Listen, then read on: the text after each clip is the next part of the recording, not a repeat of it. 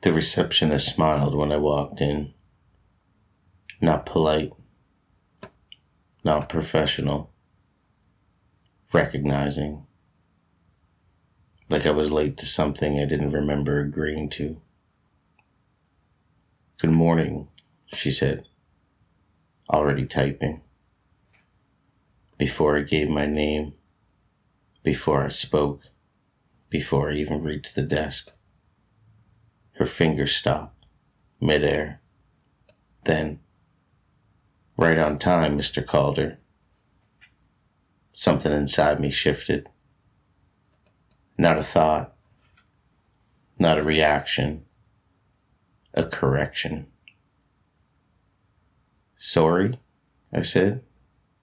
She blinked once. Hard. Like something behind her eyes had to realign.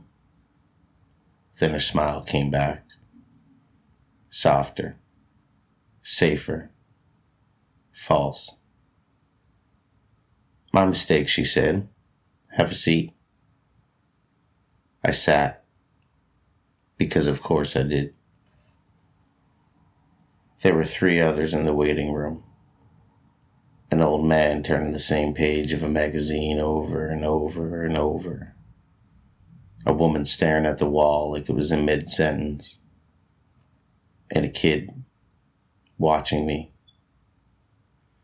Not curious. Not shy. Tracking. I looked away at first. That mattered. I knew it did. I just didn't know why.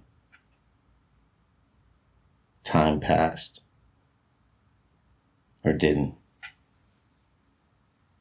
Seconds didn't connect properly. Like something was buffering reality in between moments. The kid stood up. Walked toward me. Slow. Deliberate. Careful not to startle something. He leaned in close. Too close. "You came back," he whispered. "I've never been here," I said. He tilted his head. Confused. Genuinely. "You always say that part wrong." That line lands harder now. "Mr. Calder," his mother snapped his name from across the room. Sharp. Immediate. Corrective. The kid straightened, turned, and walked back. He didn't look at me again. Like the moment had been logged. I should have left. That part keeps replaying in my mind. The moment where I could have stood up, walked out, forgot all of this. But the pressure in my tooth pulsed. Deep. Steady. Patient. Not pain. Presence. Daniel, the hygienist, stood in the doorway smiling. A normal smile. Practiced. Learned. I stood. And I followed. Because of course I did. The hallway felt longer than it should have been. Or maybe I just didn't remember it right. "You've been here before," she said, not asking. "Last year," I said. She paused. Just one step. Just one beat too long. "Of course," she said, "but it's been longer than that." The room was cold. Too cold. The tools weren't prepared. They were arranged. "Which tooth?" she asked. "Back right molar." She pressed along my jaw. Gentle. Then firm. Then too firm. "Here?" she asked. I nodded. She didn't move her hand. She didn't react. It's deeper than that. Then, reset. I'll get the doctor, she said. She closed the door. Silence. Then it moved. Not a twitch. Not a nerve. But a repositioning. Something inside the root. Turning. Becoming aware. I pressed my tongue against the tooth. It gave. Occupied. Then the door opened. The dentist walked in. Still. Too still. Daniel, the dentist said. Then. Or are we using something else today? The room tightened. I think you got the wrong. No. Gentle. Certain. How long has the pressure been building? A week. He nodded. Satisfied. In the movement? I looked at him. You felt it. He pressed a button. More people came in the room. Daniel felt it before he even stepped inside. Not fear, not dread. He had already been there. The lobby lights were already on. Reception unmanned. Security monitors cycled through camera feeds with no timestamps. His badge didn't beep when he scanned it. It didn't flash red either. The door opened without acknowledging him. Inside, the floor hummed. Headsets on. Monitors glowing. Keyboards tapping in steady rhythm. No one greeted him, but that wasn't unusual. But no one looked at him either. One agent paused mid-sentence, head tilted slightly, like they were listening to something that wasn't on the line. Daniel moved past them, slow, controlled. Like if he didn't react, neither would anything else. He reached his desk. His monitor was already awake. Logged in, dashboard open. He didn't remember logging in. The system clock read 9:03 a.m. His watch read 9:03 a.m. He sat, put on the headset. A call connected immediately. No ring, no cue, just connection. Thank you for calling Evergreen Transitional Services. This is Daniel speaking. How may I help you? The nurse spoke evenly. I'm calling from St. Martha's Hospital. I need to report a deceased male. Daniel clicked new case. Full legal name. He didn't react. He just typed. She gave it. He entered it. Confirmed it back. Yes, she said. Date of birth? She read it. He entered it. Paused. Corrected a digit. Re-entered it. And the current address? She gave it. Apartment 4B. Daniel typed it. That was his apartment. The one he had left that morning. He asked for the spelling of the street. She spelt it. Correct. He entered it. No one across the floor reacted. Daniel muted the call. He scrolled down. Case initiated 11:58 p.m. Entered by D. Mercer. That's Daniel Mercer. He didn't remember being there at 11:58 p.m. He unmuted. In the next of kin, she provided the name. It was his mother's, middle name included. He entered it. Relationship to the deceased, son. He typed it, and official time of death, 11:43 p.m. yesterday. Daniel's hand hovered above the keyboard. He opened his phone beneath the desk.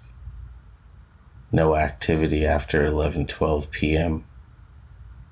Battery at 3%. No charging record. He didn't remember plugging it in. He didn't remember turning it off. He scrolled to the bottom of the intake form again. Disposition, finalized. Release code, assigned. Authorization, complete. Status, processed at 11:59 p.m. He had not submitted anything. From behind the glass office, Jeremy was already looking at him, like he had been for a while, smiling, measured, observant, not intervening. Anything further, the nurse asked. No, Daniel said. He ended the call. The dashboard refreshed. Normal. He opened his employee activity log. Clock in, 11:52 p.m. yesterday. Clock out, 5 p.m. today. The current time was 9:11 a.m. Below that, direct deposit scheduled. Final pay issued. Dated for yesterday. Daniel refreshed the page. Nothing changed. He opened yesterday's case history. Case ID 44307. Daniel Mercer. Status closed. It was the same file. Completed. From beginning to end. He stood. Jeremy stepped out of his office. Calm stride. No urgency. He stopped beside Daniel's desk. Is the data incorrect? He asked. No. Then there is no variance. Daniel swallowed. I don't remember processing this. Jeremy adjusted his cuffs. You handled it well the first time. Daniel just blinked. That's not what Is the information accurate? Jeremy asked. Yes. Then the system is functioning as intended. He returned to his office. Daniel checked the building access logs. Entry recorded, 12:01 a.m. yesterday. Entry recorded, 8:57 a.m. today. No exit logged. He accessed the camera archives. 11:42 p.m. restricted. 11:45 p.m.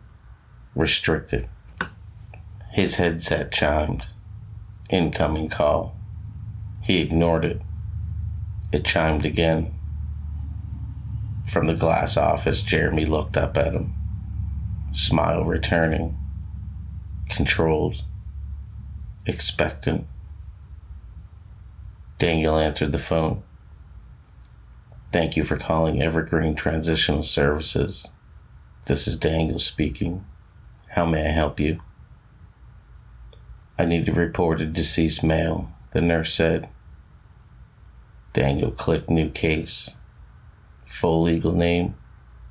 She gave it. It was Daniel's. He typed it. Date of birth. He entered it. Address. Apartment 4B.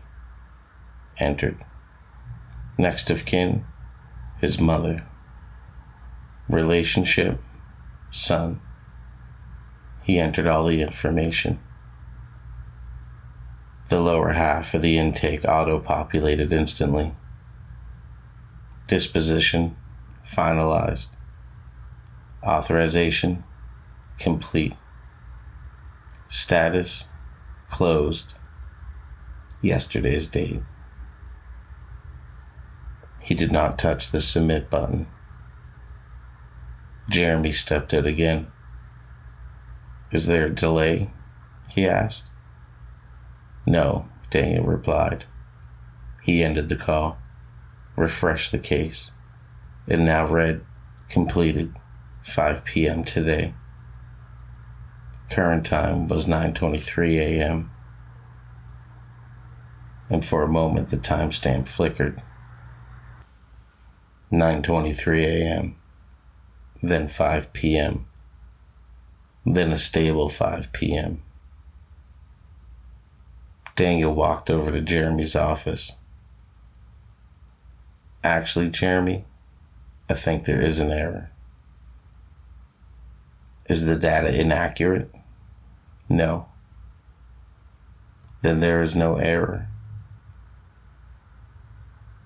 Daniel stared at him. But what happens at 5? You leave? And if I already did? Jeremy held his gaze. You didn't. You're standing right here. And on the dashboard behind him, a new case appeared. Name, Daniel Mercer. Status, open. Assigned agent, Daniel Mercer. Then it shifted. Assigned agent, vacant.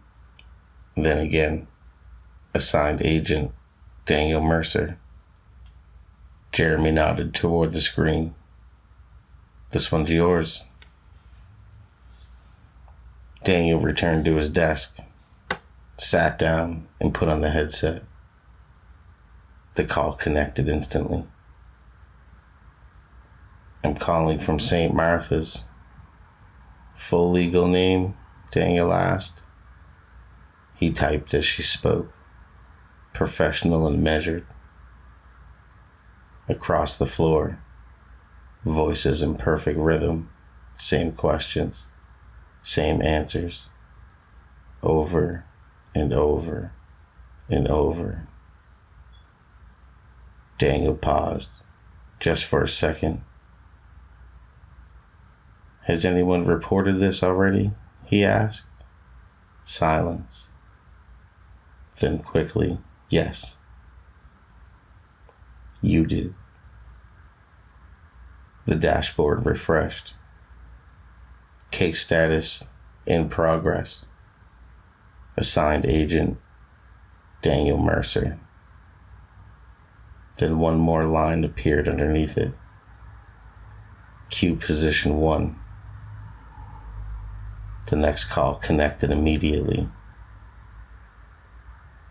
Thank you for calling Evergreen Transitional Services. This is Daniel speaking. How may I help you? Sleep tight. Or don't. From Dusk Till Dawn. Westmore used to smell alive, like burnt charcoal and hot concrete, bleach water and weed smoke thick enough to chew. Somebody frying chicken with their window open 3 buildings away. Now it smelled like eucalyptus and dog shampoo. That was the first sign when something was wrong. The second sign was the white people jogging at night. Not exercising, jogging, smiling, In Westmore? Like they ain't researched the neighborhood at all. Malik watched one white woman just casually jog straight past a dice game at midnight with her AirPods in. Nobody robbed her. Nobody even looked at her. And that somehow made it worse. He sat inside his Anaconda food transport van staring through the windshield like, nah. His phone buzzed immediately. Anaconda food transport priority delivery available. Bonus pay active. Malik accepted automatically. Rent beat fear every time. The app rerouted him to what used to be Franklin Court. Except Franklin Court was gone now. Not physically, but spiritually. Now it was the Franklin Lofts, elevated urban living. Same buildings, same crackheads, just in a different font. The old barbershop had become a place called Brew Theory. A white man with fresh dreadlocks sat outside drinking something radioactive green from a mason jar. Fresh dreads, too. Vacation dreads. Like they was installed yesterday. The dude nodded at Malik. Peace, King. Malik slowed the van.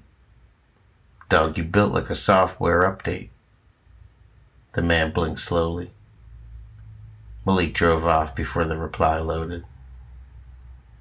Westmore changed fast after that. The old Chinese store became an organic pet bakery. Miss Alberta's church got converted into luxury lofts with yoga rooms. Somebody even done went and opened up a wine bar called The Trap. Malik stared at the sign for a full minute the first time he saw it. Oh, they racist. And meanwhile, people started disappearing. Quietly. Nobody panicked at first because Westmore was used to people leaving. Prison, the military, drugs, bad relationships, bad decisions, good opportunities. But lately it felt coordinated. Like somebody was cleaning the neighborhood in sections. Them pale white strangers started drifting around Westmore afterwards. Not police, not rich or successful, but worse. They was broken. And every once in a while, one of them would move wrong. Familiar wrong. Malik first noticed it outside the corner store. A nervous white man stood near the lottery machine smoking with shaky hands. A stained hoodie, cheap shoes, eyes constantly scanning. Malik almost walked past him. Then the man scratched his beard. Exactly the way Kareem used to before every argument. Same rhythm. Same shoulder twitch, too. Malik slowed down. The white man noticed him staring and immediately looked terrified. Not confused, but terrified. Like Malik was police. For one impossible second, Malik almost said Kareem's name out loud. Then the man hurried away, clutching his hoodie tight around himself. Malik just stood there staring like, nah, man. Then Patrice disappeared. A week later, Malik saw a pale, blonde woman at the Dollar General trying to buy cat food with change. Dark circles under her eyes, hair roots showing, cheap clothes. She dropped the can near the register and laughed awkwardly to herself. Malik felt cold immediately. That laugh sounded so much like Patrice's laugh, his brain rejected it. The woman looked up.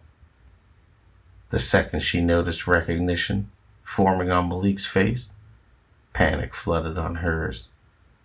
She grabbed her purse against her chest instinctively. Please don't. That hurt worse than screaming. Patrice used to throw batteries at police cars. Now she looked afraid of eye contact. Malik watched her hurry into the rain, clutching her purse like every frightened white woman stereotype rolled into one exhausted body. What the fuck is happening around here? Then Deshaun disappeared. That one bothered Malik badly. Deshaun didn't trust banks. Deshaun didn't trust airplanes. Shit, Deshaun didn't even trust yogurt. He once spent 45 minutes explaining why probiotic yogurt was a government mind control op. Why they need bacteria inside me willingly. That don't sound suspicious to you? Malik missed him immediately. 3 weeks gone. No calls. No sightings. Nothing. Then the chicken place opened up. Gentrifried Chicken. The sign alone looked illegal. The building used to be Crown Fried Chicken. Now it looked like a tech startup designed by depression. Matte walls, tiny plants, soft jazz, Edison bulbs, and employees that looked off. Not fake exactly, but too polished. Like somebody had assembled a black person from an expensive focus group. The slogan glowed beneath the logo. Authenticity reimagined. Malik stared at it. That sentence should require permits. Inside, soft jazz played. Wasn't no chicken place on earth that played jazz. And the place just hummed. Low, electrical, like giant servers running behind walls. The cashier smiled immediately. He had perfect waves, perfect teeth, perfect beard line. Just too perfect. Like somebody generated a black man using AI and expensive market research. Welcome to Gentrified. His accent sounded practiced. Not fake. Practiced. Like he learned blackness from YouTube or podcasts. Malik looked at the menu. Heritage Mac. Trauma biscuits. Deconstructed fried chicken. Cold pressed Kool-Aid. $26 for wings? Handcrafted wings, the cashier corrected softly. Malik stared at him. You deserve prison. The cashier laughed half a second too late. Like the reaction buffered first. Then the smell hit Malik. Chicken, pepper, grease. But underneath it something warm. Human warm. Like sunlight trapped inside skin. Malik frowned. What seasoning y'all using? The cashier smiled wider. Original recipe. Behind him, cooks in black gloves moved silently beneath bright white lights. No laughter. No talking. Just humming machinery. One white woman near the counter bit into a wing and actually closed her eyes emotionally. Oh my God, she whispered. I can taste the struggle.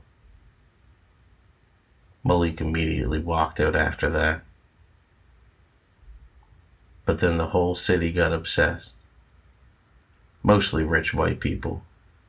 And every week they looked different. Darker, sharper, healthier. The blonde jogging woman suddenly had fuller lips. The dreadlock guy's skin tone deepened slowly over the weeks. A banker Malik delivered to started developing waves, actual waves. And the rich customers all started speaking differently too. Not like bad impressions that actually would have been funny. This was worse. It sounded natural, like they were downloading something. Meanwhile, more pale white strangers drifted through Westmore looking hollowed out, avoiding eye contact, crossing the street when black people approached, calling police over loud music, locking car doors automatically, like somebody extracted every ounce of soul from them and left nothing but fear behind. And every now and then one of them would move a certain way, or laugh, or say a phrase that made Malik's stomach tighten. Like the body remembered something the mind didn't. Then Anaconda assigned Malik a premium delivery. The pickup was Gentrifried Chicken. Drop off Wellington Heights. Wellington Heights used to be called the Bricks before rich people discovered renaming poverty increased its property values. The order was huge. 8 family buckets, extra sauce, no seasoning modifications. The cashier handed Malik the bags carefully and paused. "You're one of our highest rated drivers." Malik shrugged. "I mind my business." The cashier tilted his head slightly. "You also have exceptional flavor metrics." "What?" The cashier blinked and smiled again. "Customer metrics." The smile stayed frozen for too long, like a paused video. Malik slowly took the bags. "Y'all got demons in here." The mansion sat behind black gates. No cars outside. Front door already open. Malik stopped halfway up the walkway. The app buzzed. Delivery status pending. "Rent due," he whispered. Then he stepped inside. The house smelled cold. Not clean. Cold.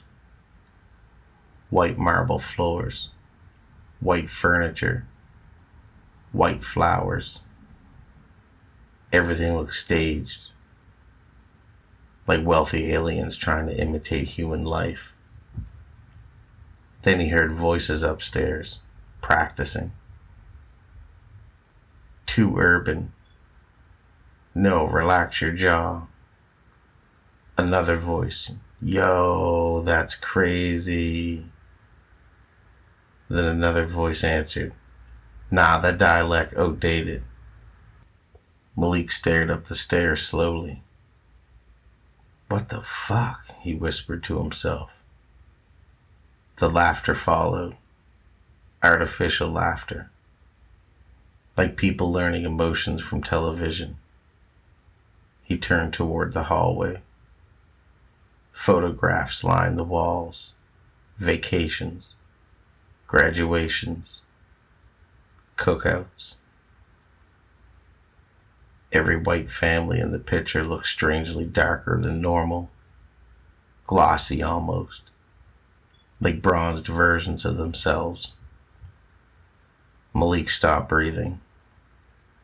One photo showed Deshaun standing beside a rich white couple holding a plate of chicken. White skin. Dead eyes. Looked like staff. Footsteps creaked up behind him, and Malik turned slowly. Deshaun stood there holding wine. White skin. Expensive sweater. Exhausted eyes. But unmistakably Deshaun. "Bro!" Deshaun gave a tiny smile. "Mostly." Malik stared in horror. "Why are you white?" Deshaun looked down quietly. They took it. Heavy footsteps thundered overhead. Deshawn immediately panicked. Real panic. You need to leave. What the fuck is happening, Deshawn?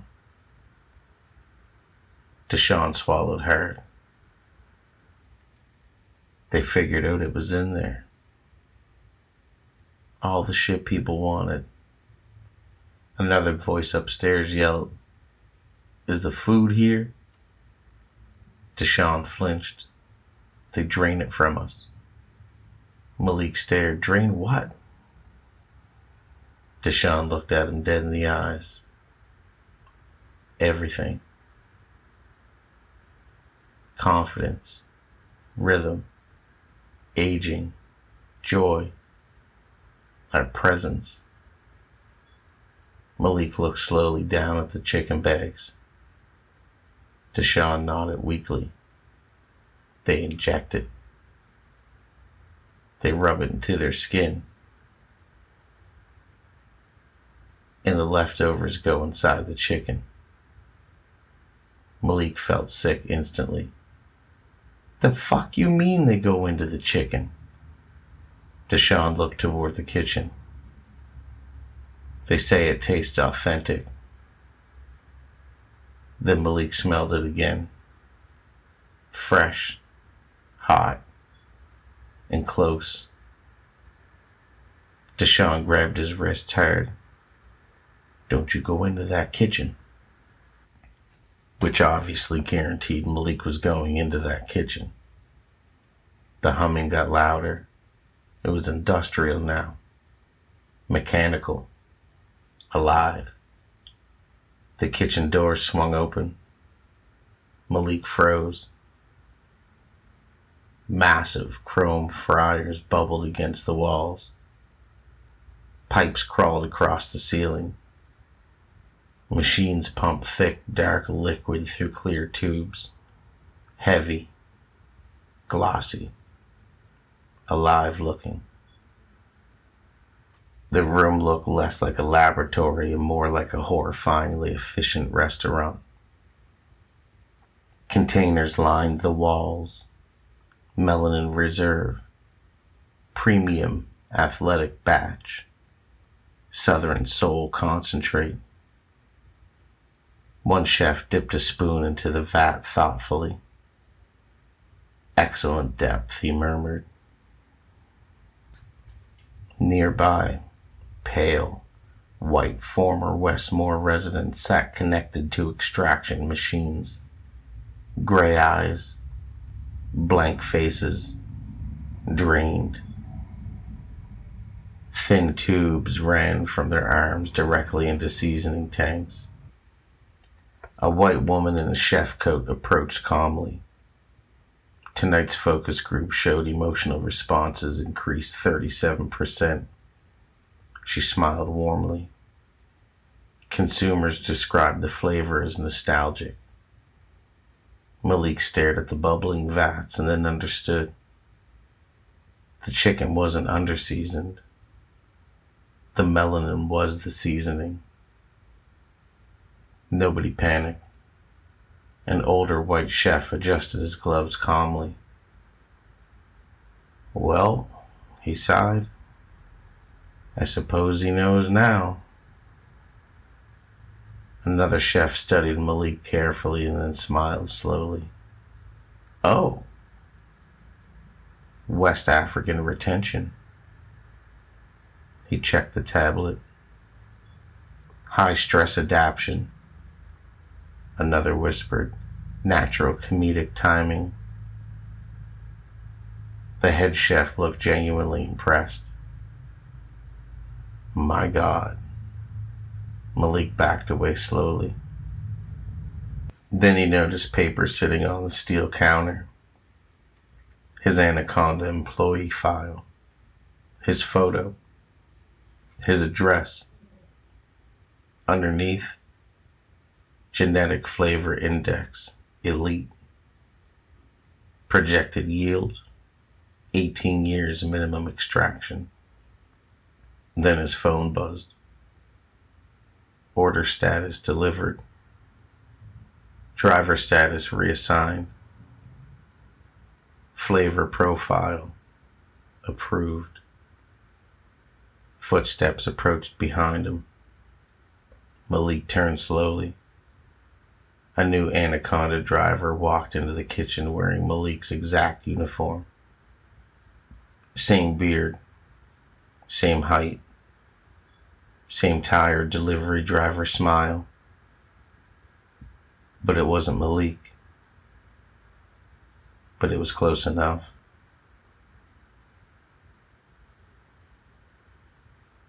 Thank you for listening. Paycheck from the dead mall 3 years after they tore it down. At first I thought it was a mistake. The deposit showed up Thursday morning. $47.12. Not much. Just enough to make me notice. The description on my banking app said Northgate Center payroll. I stared at it for a while. Northgate Center had been demolished in 2018. I knew that because I used to work security there.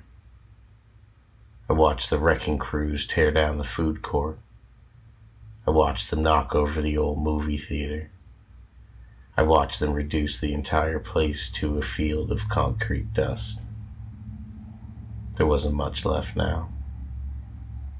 Just an empty lot on the edge of town. So seeing that payroll deposit felt wrong. Like getting a text message from someone whose funeral you just attended. I figured it was an accounting error. Maybe an old pension fund. Maybe a tax adjustment. I forgot about it. Until the next Thursday. Another deposit. $47.12. And then another. And then another. Every Thursday. Always the same amount. Always from Northgate Center. After 6 weeks, I called the bank. The woman on the phone sounded confused. She asked me why I wanted to stop an active employer deposit. I told her the employer didn't exist anymore. She put me on hold. When she came back, her voice had changed. Not scared, just careful. Like she was choosing her words. She said the Northgate Center was still listed as an active business account. And then she asked if there was anything else she could help me with. The way she said it made me feel like she wanted the conversation over. So I let it go. For a while.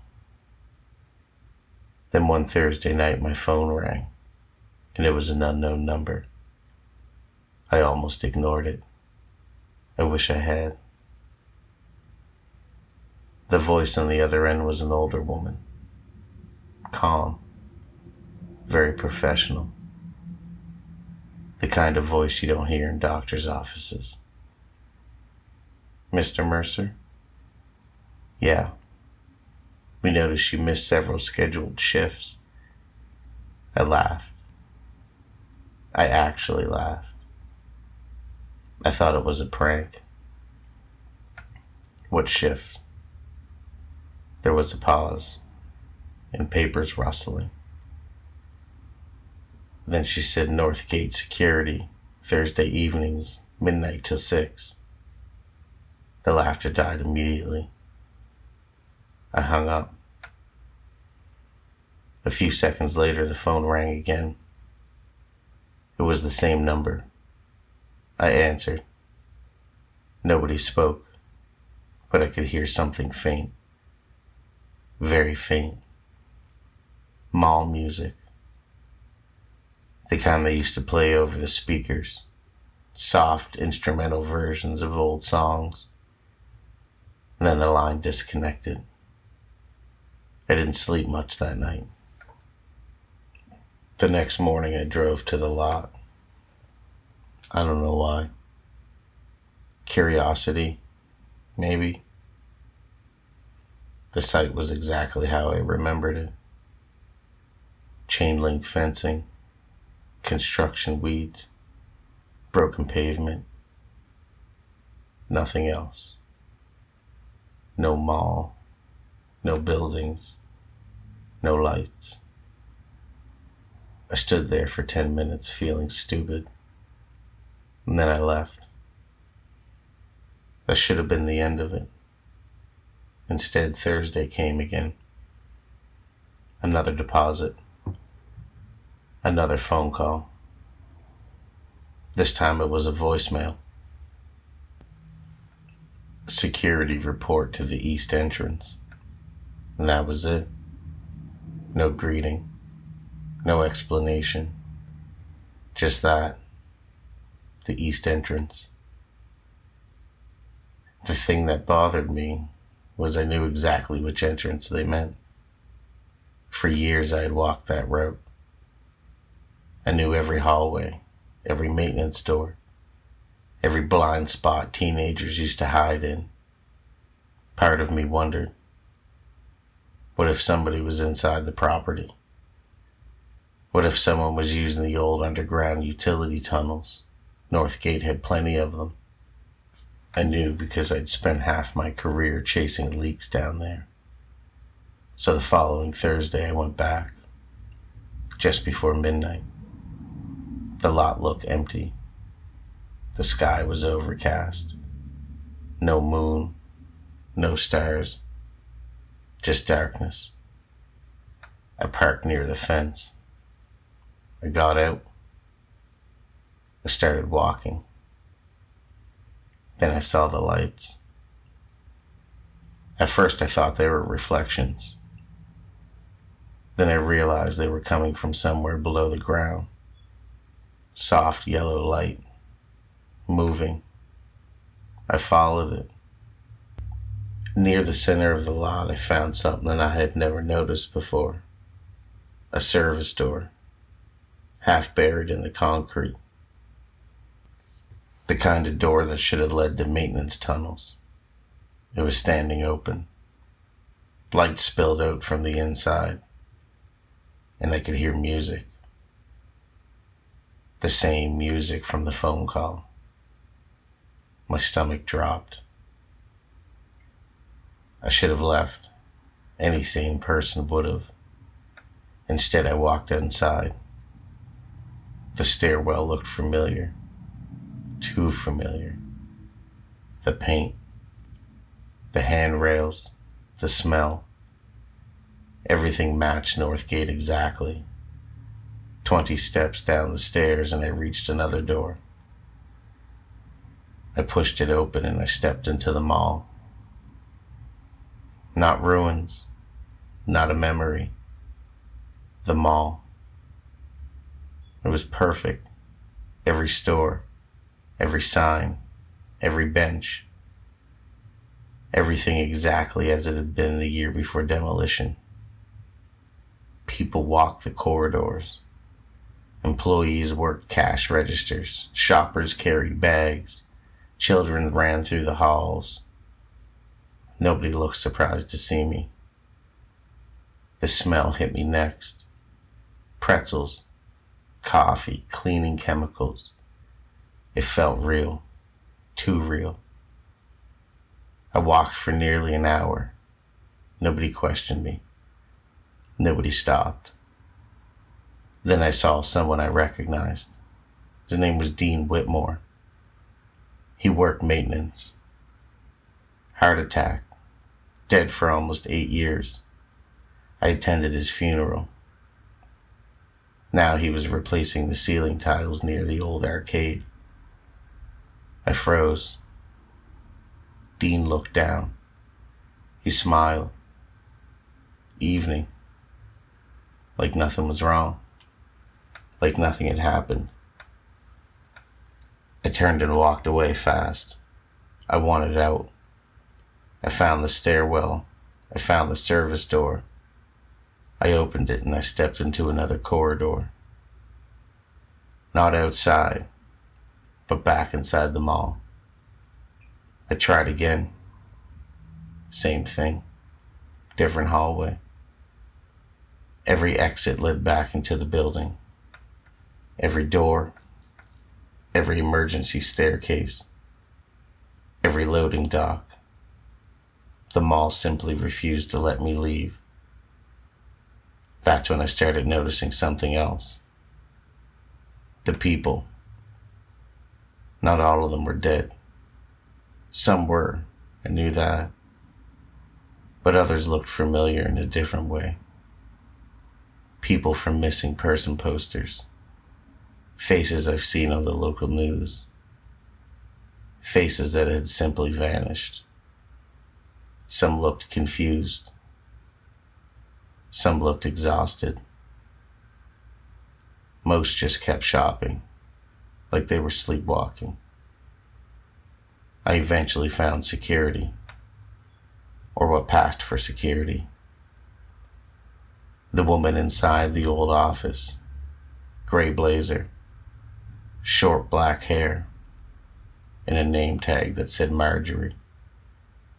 She looked older than everyone else, calm, patient, like she'd had this conversation before. "You're upset," she said. "No kidding. You haven't adjusted yet." "Adjusted to what?" I asked. She folded her hands. Then she said the sentence that changed everything. "Northgate doesn't serve shoppers." I stared at her. "What does that mean?" She smiled. Not kindly, not cruelly, just knowingly. "People think this place collects the dead." My mouth went dry. "Doesn't it?" "No." The smile widened slightly. "The dead are easy." I didn't understand. Then she leaned forward and said, "It collects the forgotten." The room suddenly felt colder. She pointed toward the mall, beyond the office windows, toward the crowds, toward hundreds of people moving through the corridors. Most of them are still alive. I felt my stomach drop. What? When enough people stop thinking about you, you arrive here. I laughed. A nervous, stupid laugh. "That's insane." "Is it?" She opened a file drawer and pulled out a folder. My name was on it. I stared. I couldn't breathe. Marjorie opened the folder. Inside were photographs.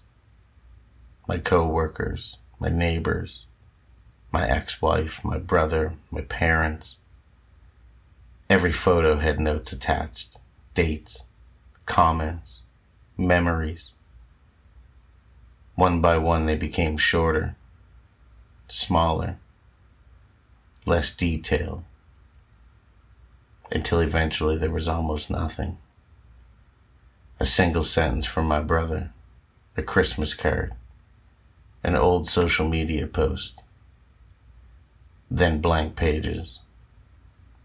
I looked up confused, terrified. "What is this?" I asked. Marjorie answered quietly, "This is your life."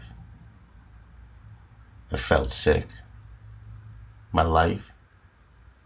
She nodded. Then she said, "You weren't called here because you missed shifts." She slid her folder toward me. "No one remembered to tell you." I couldn't speak. Marjorie looked genuinely sympathetic. For the first time. Then she delivered the final blow. "Mr. Mercer." She tapped the death certificate clipped inside the folder. The date on it was 3 years old. The exact day the payroll deposit started. You've been working here the entire time. The last thing I remember is staring at the death certificate, then at the photo attached beside it. It was me, or what used to be me. Face pale, eyes closed, coroner's photograph. 3 years old, 3 years dead, 3 years forgotten. The next Thursday, my paycheck arrived on schedule.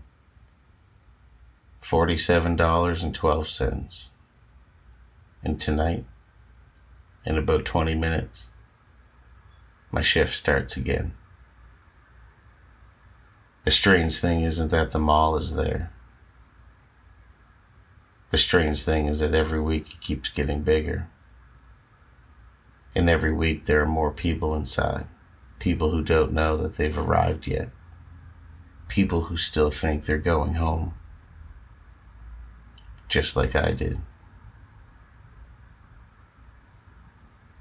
Sleep tight. Or don't. From dusk till dawn.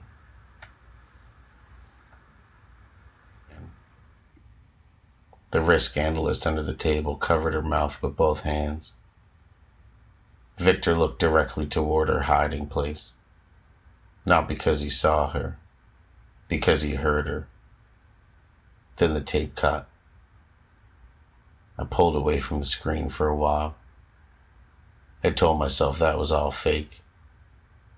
Not because it looked fake, but because it had to be. Then I pressed play. The next fragment came from the private medical suite. I had not known there was a medical suite inside Stahl Meridian. But of course there was. Men like Victor Stahl did not wait in emergency rooms. His private physician was inside, packing something into a metal case. The door opened before he finished. Victor entered. The doctor backed away, speaking quickly, too quickly to read. Victor pointed at his own chest, then his head, then at the doctor. Fix it. The doctor shook his head. Victor stepped closer. The doctor held both hands up and said something. Victor stopped. The doctor said it again. I watched that scene too many times, but the sentence itself burned into me. Not complication. That's what the doctor said. Not complication. Victor stared at him. The doctor kept talking. Victor shook his head. The doctor backed into the medication cabinet. Victor said one word. Liar. The doctor reached for the metal case. Victor moved. The camera blurred. The doctor struck the wall. The metal case opened across the floor, and inside of it were 3 black syringes and foam slots. 2 empty, 1 full. The label was visible for less than a second. Omega Variant 7. Victor saw it. So did I. He picked up the full syringe. His hand was shaking.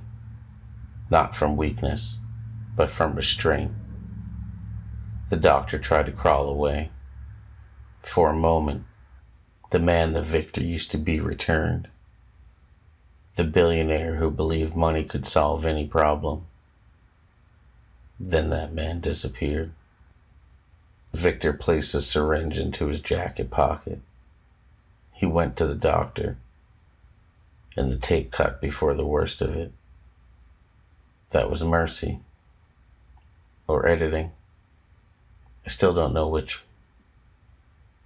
The final fragment came from a police body camera. Polizzi, Unit 3. 030714. The video shook with every step. Stairwell. Heavy breathing. Radio chatter. Multiple casualties. Unknown suspect. Fire alarm active. The officer reached the 29th floor with two others behind him. The hallway lights flickered. Smoke drifted along the ceiling. The sprinklers had not activated. Officers passed the reception desk. The receptionist was alive. She sat beneath it. One hand clamped over her bleeding finger. Her eyes were wide and empty.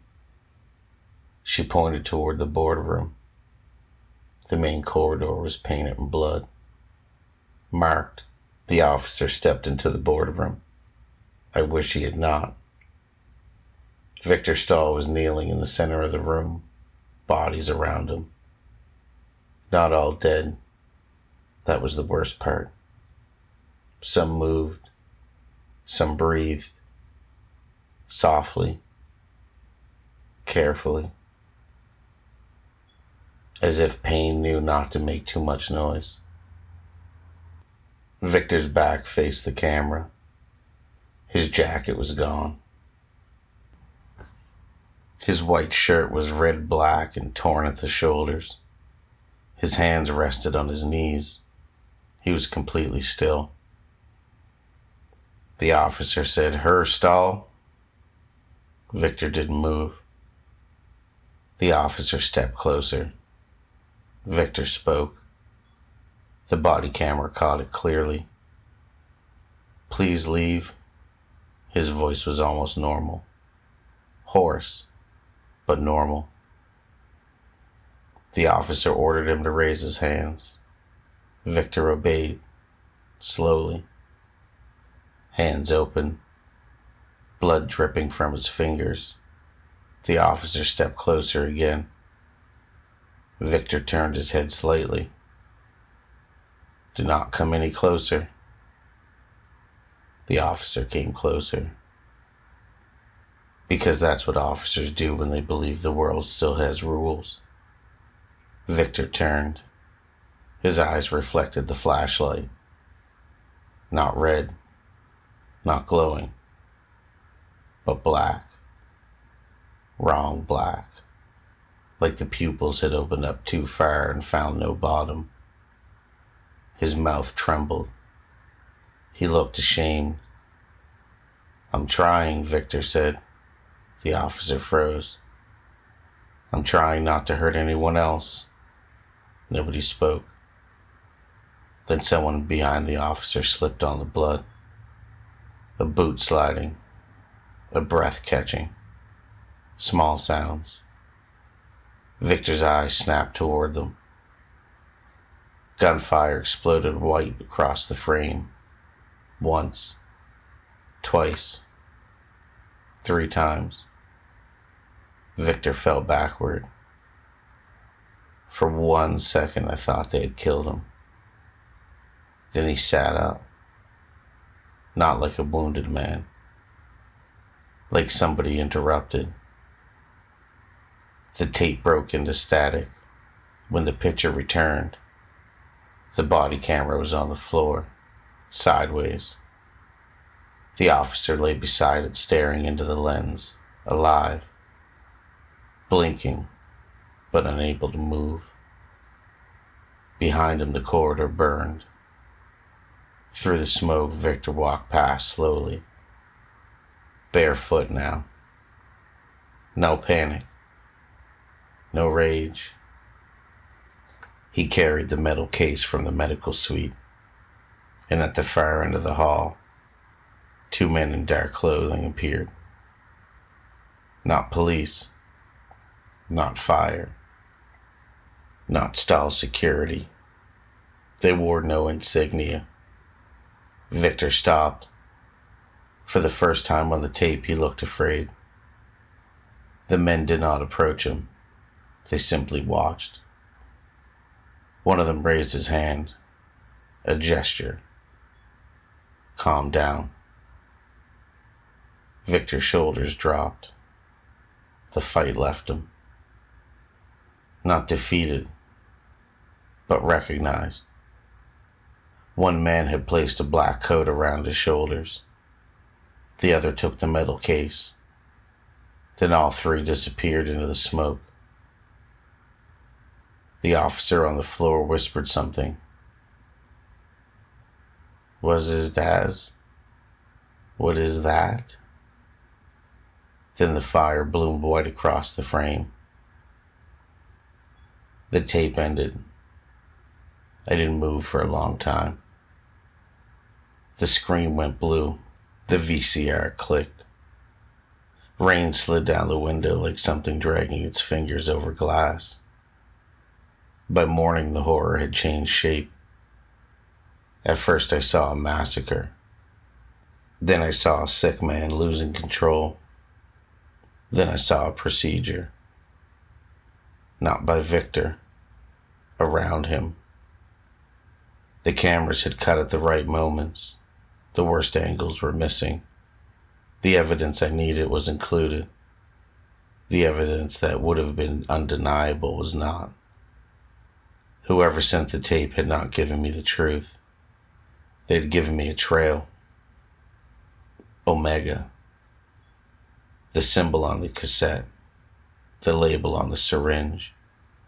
The men in the smoke. That was the road. I followed it through the money. Stahl Meridian Capital had paid 18 million euros to a shell company in Luxembourg. That company paid a medical logistics firm in Monaco. The money had led to a locked funicular station on the Côte d'Azur, hidden behind an abandoned chapel. No clinic appeared on my map.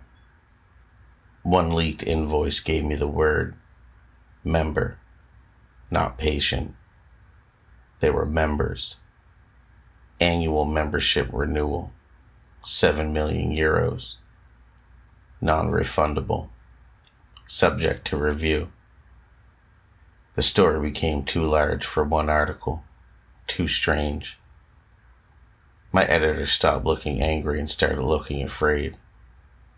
This is not publishable, she said. You haven't watched the tape. I don't want to watch the tape. The magazine killed the piece. Officially. Legal risk. Unofficially. Survival. I went home that night. My flat had been searched. Not ransacked. Searched. Professionally. The VHS tape was gone, and in its place was a black vellum card. Mr. Pierce, Dr. Vale appreciates your diligence. At the bottom was the symbol, Omega. No threat. No demand. No warning. Just recognition. And that frightened me more than any warning could have. 8 months later, I received another package. Not at my flat, but at my mother's house. She was 74, recovering from pneumonia. Inside the box was black velvet. Inside the velvet was one card, not addressed to her, addressed to me. Mr. Pierce, we understand your recent diagnosis. Dr. Vale would be pleased to discuss your future. I had not told anyone. Not my editor. Not my mother. Not the woman I had been seeing. 3 weeks earlier, a doctor in London had showed me a scan and used a very careful voice doctors use when language has to walk around death. Pancreatic. Advanced. Aggressive.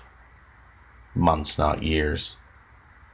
I told no one, but Omega knew. Of course they knew. They knew Victor was sick before he did. They knew where he would go when the pain made his empire meaningless.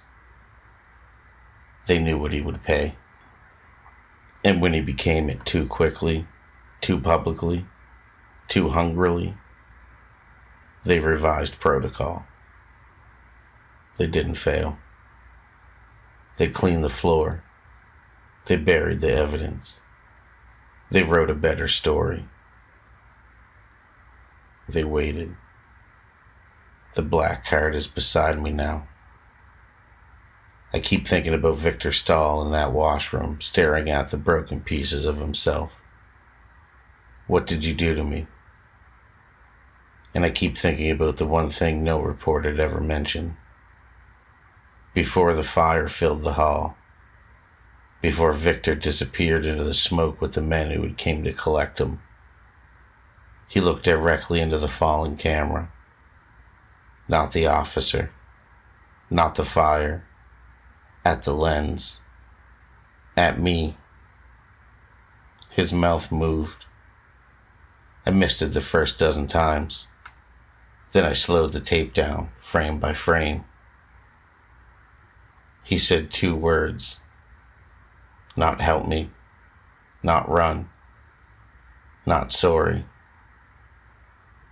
He said, you're next. The official report said Victor Stahl died in the fire.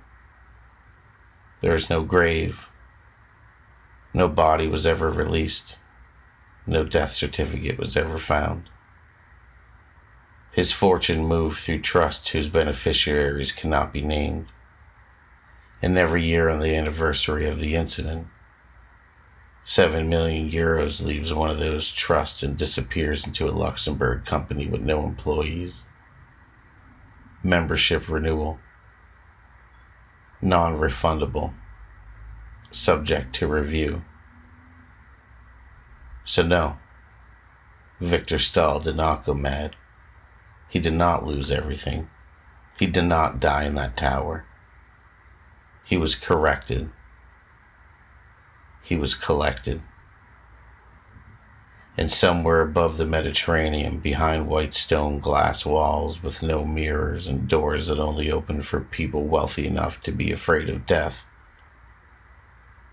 the Omega Clinic reviewed the footage. They studied the bodies.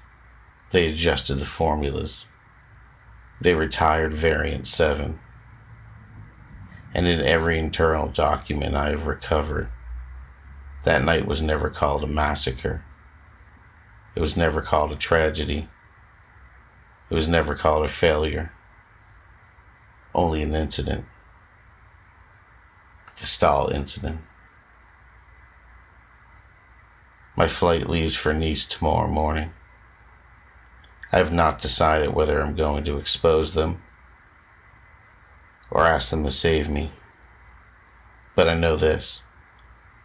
If I come back cured, do not believe anything I say.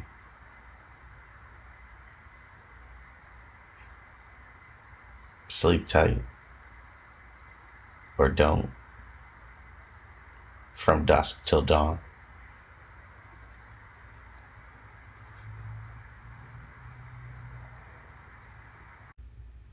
The first time Blackmoor called my name, it used my mother's voice. She had been dead 11 years by then. Still, I heard her clear as church bells through the stone walls beside my bunk, whispering, "Marcus, baby, open the door." I almost did. That's the part I don't like telling. Not Pike vanishing. Not Baptiste coming back from the mercy wing with all that white in his beard. Not the guards with no shadows walking count after midnight. The part I don't like telling is that for 1 second, after all the blood I had put into this world, after all the men I had ordered into the ground, after all the years I spent making people afraid of my name, I was still somebody's child. And Blackmoor knew it. That place knew everything. People used to ask me what reformed me. They expected a clean answer. Age, God, regret, a good book, a good man behind bars who showed me a better road. It wasn't any of those things. Not at first. What reformed me was Blackmoor Penitentiary. And I don't know if that word belongs to a prison. The prison holds men. Blackmoor held something else.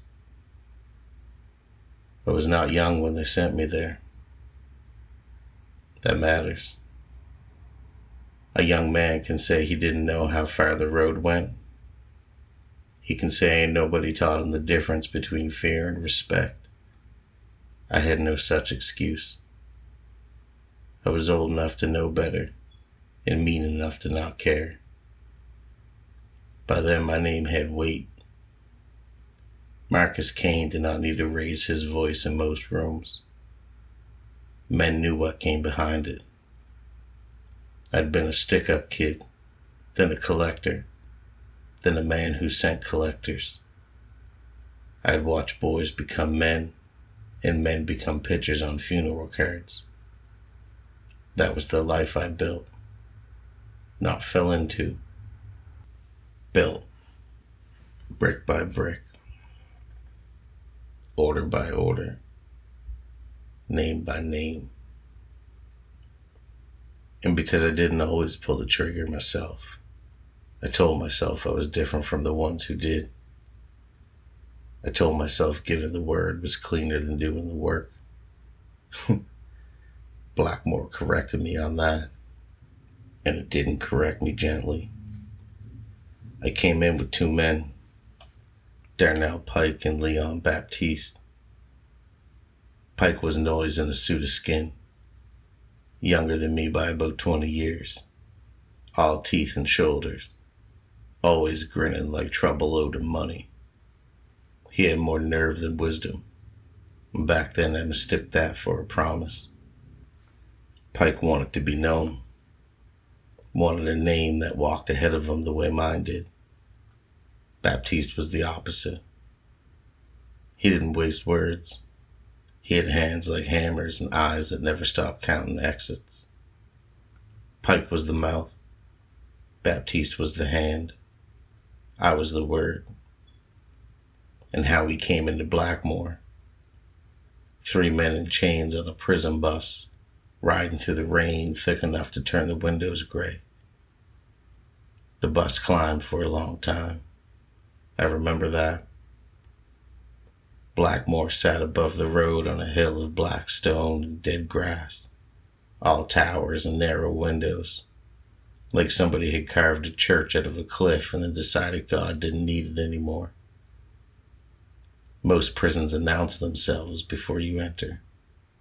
You hear shouting, you hear metal scraping, you hear men making animal sounds through bars just to remind the world they still have lungs. Blackmoor didn't make a sound. No inmates at the fence, no faces at the windows, no hands waving from the yard.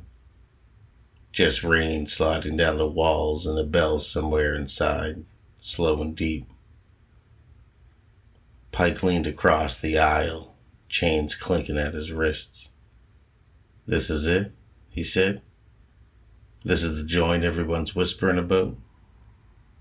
Nobody answered. Baptiste looked out the window at the walls. Looking back, I should have been watching him. He saw something in that place before I did. Not the ghosts, not yet. Just the shape of it. The way the tower stood. The way the guards at the gate kept looking over their shoulders. Not at us, but at the prison behind them. A man who knows traps starts to feel them before he sees the teeth. The bus rolled through the first gate, then the second. The door shut behind us with the kind of sound that takes something out of your chest. Inside, the intake room smelled of wet wool, lye soap, old paper, and men trying not to sweat. The guards processed us without much talk. This was the first strange thing. I had been handled by guards before. County men, city men, federal men. Men who like to make a speech. Men who like to lean close and call you by your number like they had discovered a new way to own you. Blackmoor's guards were different. They didn't swagger. They didn't smile. They didn't waste cruelty. They moved like men working around a sleeping dog. The first one to speak had a long face, and his eyes were sunk deep in his skull. His nameplate said Harlan. He'd read from a card like he had read it 1,000 times and still did not trust himself enough to remember every word. You eat when the bell says. You work when the bell says. You return to your cell when ordered. No talking after second bell. No answering voices from outside your assigned cell after lock-in. No approaching the east corridor without escort. No entering Mercy Wing unless sentenced by the warden. Pike snorted. Mercy Wing, he said. Is that what you call the hole? Harlan looked at him. Not angry. Not even annoyed. Just tired. You call it what you like until you go there, he said. And after that, most men don't call it anything. Pike looked at me and grinned. I gave him nothing. Harlan continued. If a guard gives instruction, obey it. If a guard gives instructions after the second bell and you can't see his face, don't obey it. If you hear your full name spoken from the walls, report it at morning count. Don't report it at night. I laughed then, not loud, just enough. Harlan looked at me. You find that funny, Kane? Sounds like you boys run a ghost tour, I said. For the first time, his face changed. Not much, just a tightening around the mouth. You boys were big medicine wherever you come from, he said. But that don't buy you nothing from here. Everything buys something, I said. No, Harlan said. Not here. They cut our hair, gave us numbers, gave us uniforms that smelled like they'd been washed with rocks outside. They marched us through the first block, rows of cells, faces behind bars, old men, young men, big men, thin men, white hair, black eyes, tattooed hands, broken noses. Men who, anywhere else, would have been testing us the second we came through the door. Nobody said a word. No whistles, no threats, no questions about where we're from or what we did. Just eyes. Not hard eyes. Not soft ones either. Measuring eyes. Morning eyes. Like we were already in the ground and had not caught up to ourselves yet. Pike noticed it too. He rolled his shoulders and looked around like he had stepped into a room full of sick dogs. Damn, he said under his breath. Whole block gone yellow. That's what I thought too. I'm ashamed of that now, but it's the truth. I looked at those men sitting quiet in their cells, hands folded, back straight, feet away from the doors, and I thought Blackmoor had bled the sand out of them. I thought they had been broken so deep and forgot how men were supposed to move. No one made book. No one traded cigarettes. No one leaned on the weak ones. No one had to hustle. Blackmoor had none of that. Not because the men were better, because they had learned what attention cost them. And I didn't know that yet. At chow, they sat us at a long table near the middle of the hall. The mess hall was a stone room with high windows and ceilings that lost its shadow. Rain tapped the glass. Trays moved along steel rails, and men ate with their heads down and their shoulders tight. Nobody talked unless spoken to, and even then they kept it low. Pike looked disgusted. He picked up his spoon and looked at the gray stew on his tray and pushed it away. Look at this, he said. Look at this, he said. They feeding us dishwater and everybody's just taking it. Nobody answered. That made him grin. He looked down the table at the heavy-set man with cauliflowered ears and prism blue eyes. You hear me, big man? The man kept eating. Pike leaned forward. I said they feeding us dishwater. The man's spoon stopped halfway to his mouth. Every fork near us stopped with it. Not all at once. One by one. Then the guards by the wall stopped moving. Pike smiled wider, thinking he had the room. Ain't one of you mugs got any sand? The whole mess hall went still. Not quiet. Still. There's a difference. Quiet is the absence of sound. Still is when even breath gets careful. Baptiste's eyes moved to the ceiling. I saw that, but I ignored it. An old man across from me lowered his spoon onto his tray. He had a narrow face, white stubble, and hands twisted by age. His number was stitched crooked on his shirt. He didn't look like much, not until you noticed everybody near him watched from the corner of their eyes. Sit down, he said. Pike laughed. I am sitting. Then eat. Pike turned to me as if he couldn't believe the old man had spoken. You hear this, King? Old head giving us orders? I looked at the old man. What's your name?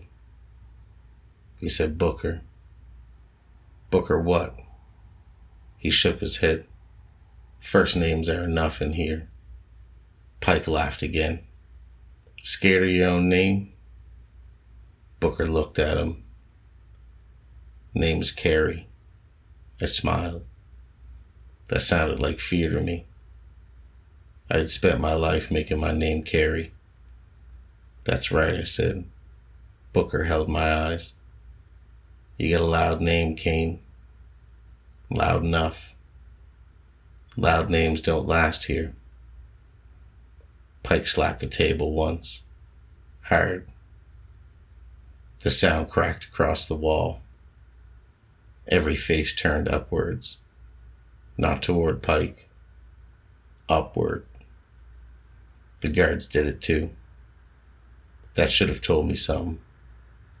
Somewhere deep inside the prison, behind the stone, or under the stone, or maybe inside the stone itself, something knocked. Once. Not loud. Not a bang. A knock. Like knuckles on the inside of a coffin. Pike's smile faded. Nobody moved. Rain tapped the windows. Booker closed his eyes. Then the bell rang. One slow note. The men rose from the benches in perfect order, trays in hand, eyes down, and they began filing out. No guard shouted. No one needed to. Booker passed me on his way to the tray return and spoke low enough that only I could hear. Jam gets spread, he said. I watched him go. I hated him a little for that line. Mostly because I didn't understand it. My first cellmate was a man named Ellis. Small, nervous, with his hair gone thin at the crown. He'd been in Blackmoor 9 years, and looked like he spent every one of them days holding his breath. When I slipped into the cell, he was sitting on the lower bunk with his hands on his knees. I looked at him. You sleep up top. He moved immediately. Not with anger, not with resentment, just obedience. That confirmed everything I thought. This whole joint full of cream puffs, I asked. Ellis climbed up to the top bunk and sat there facing the wall. You want advice, he asked. No. I'll give it anyway. I sat on the lower bunk. Ellis spoke without turning. Do not sleep with your feet toward the door. Don't leave your hands dangling off the bunk. If you hear a woman crying, don't ask who it is. If you hear a child laughing, cover your ears. And if a guard with black buttons comes to the count, keep your eyes on the floor. And if someone calls your name after second bell, don't answer, even if it sounds like someone you love. I stared at him. You rehearse that? We all do. I asked him why. He said so the new ones might live long enough to stop laughing. I leaned back against the wall. You scared of ghosts, Ellis?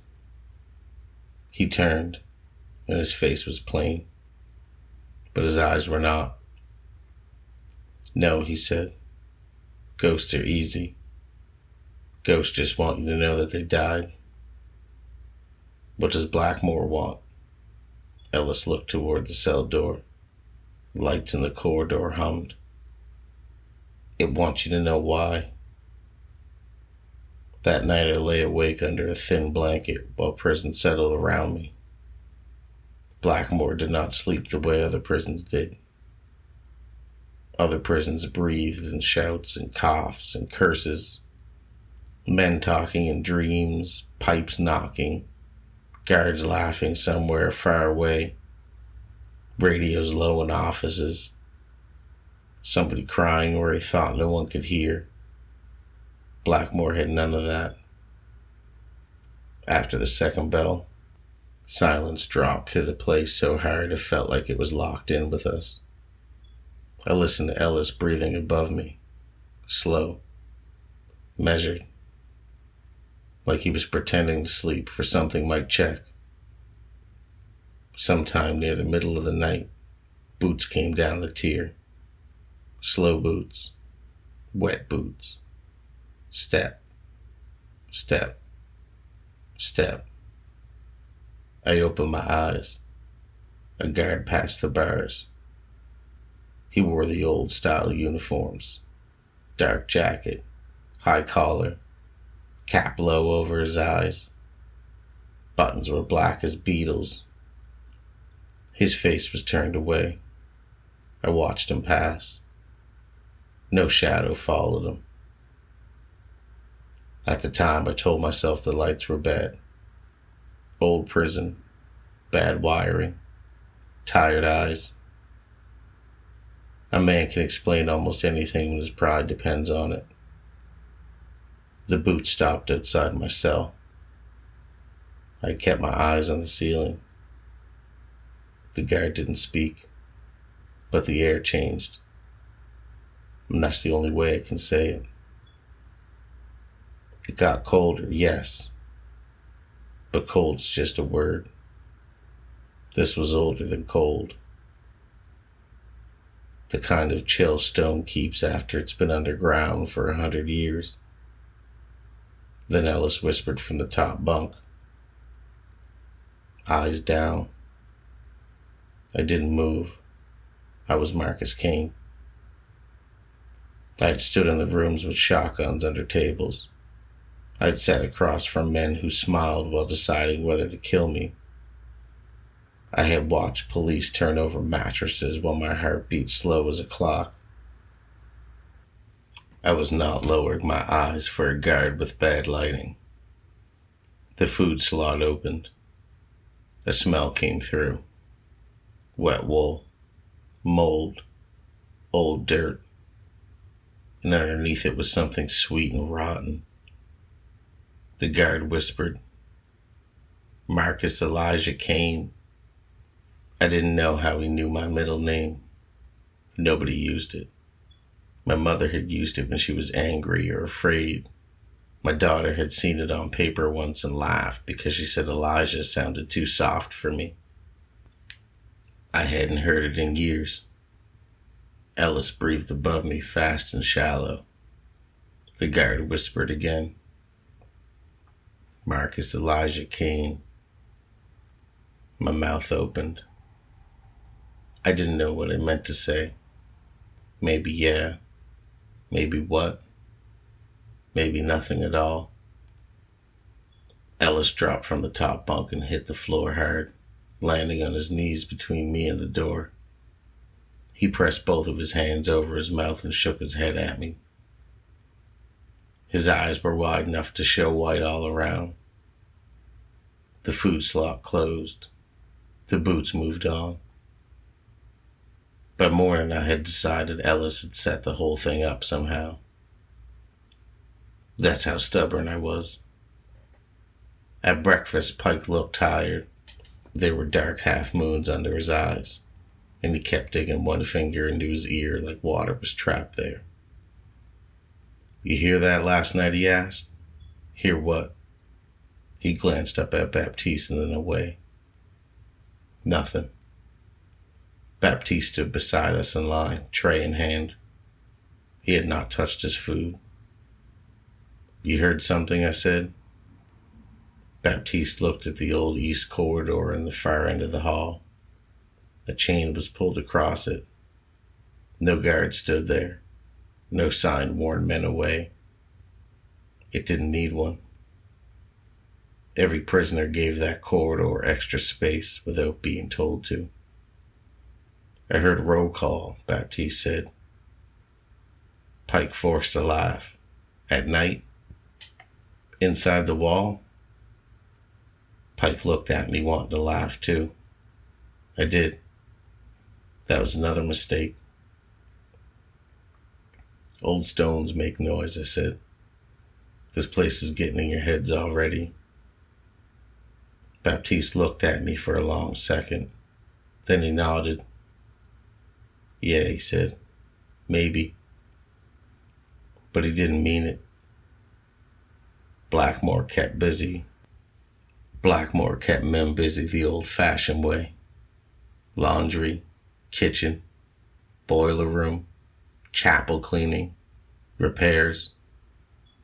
There was no yard time the way other places had it. No corners where men gathered to do business. You left your cell to eat, you left your cell to work, and you went back behind the door. Bell, meal, work. Bell, meal, cell. Second bell, silence. That was the shape of life. Men didn't complain. I think that's what angered me the most. I could understand fear. I could understand weakness. I could understand men choosing their spots. But the obedience in Blackmoor felt religious. It felt like I had no respect for it then. And Pike had less. At laundry, he found a big man folding sheets and slapped a stack out of his hands.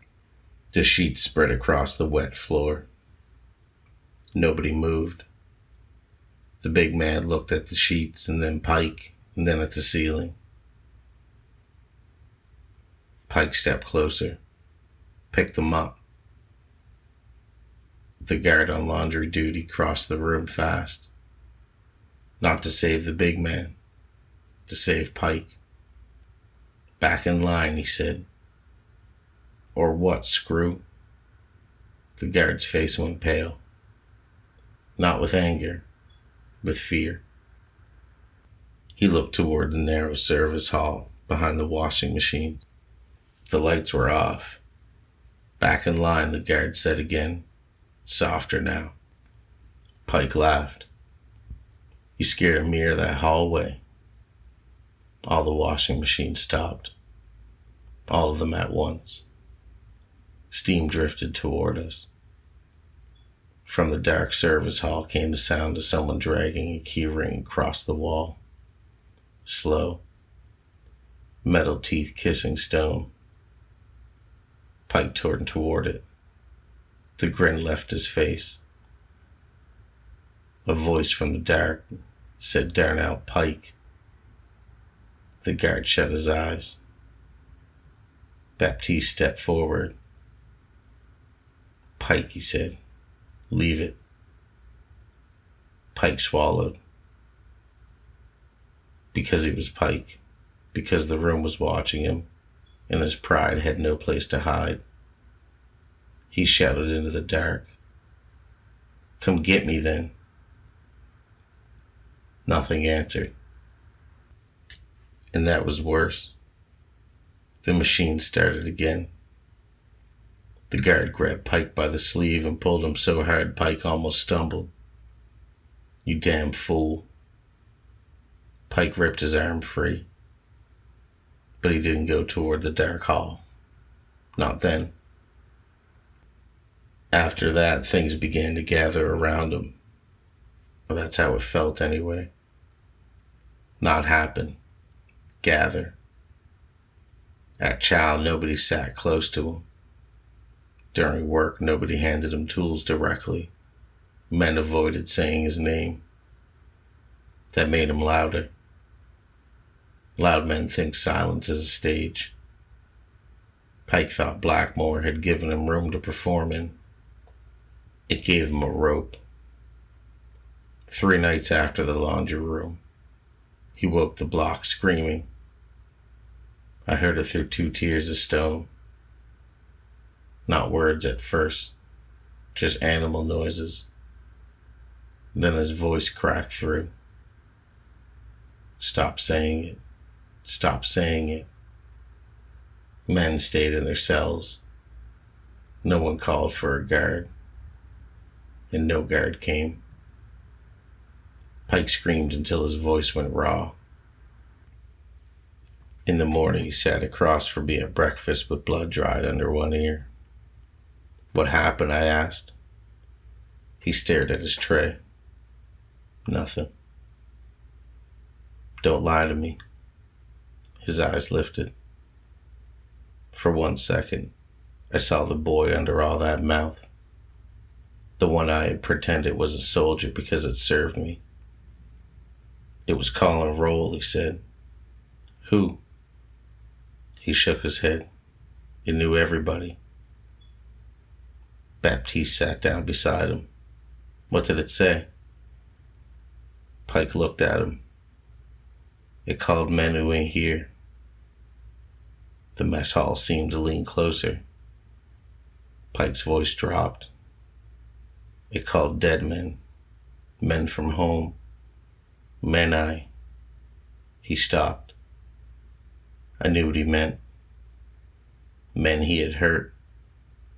Men he had put away. Men he had helped me put away. He rubbed his hands over his face. Then it called me. I should have listened. Instead, I said, "You're letting this joint turn you soft." Pike's face hardened.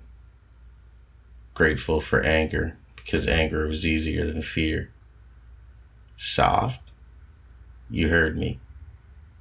He leaned across the table. "I ain't soft."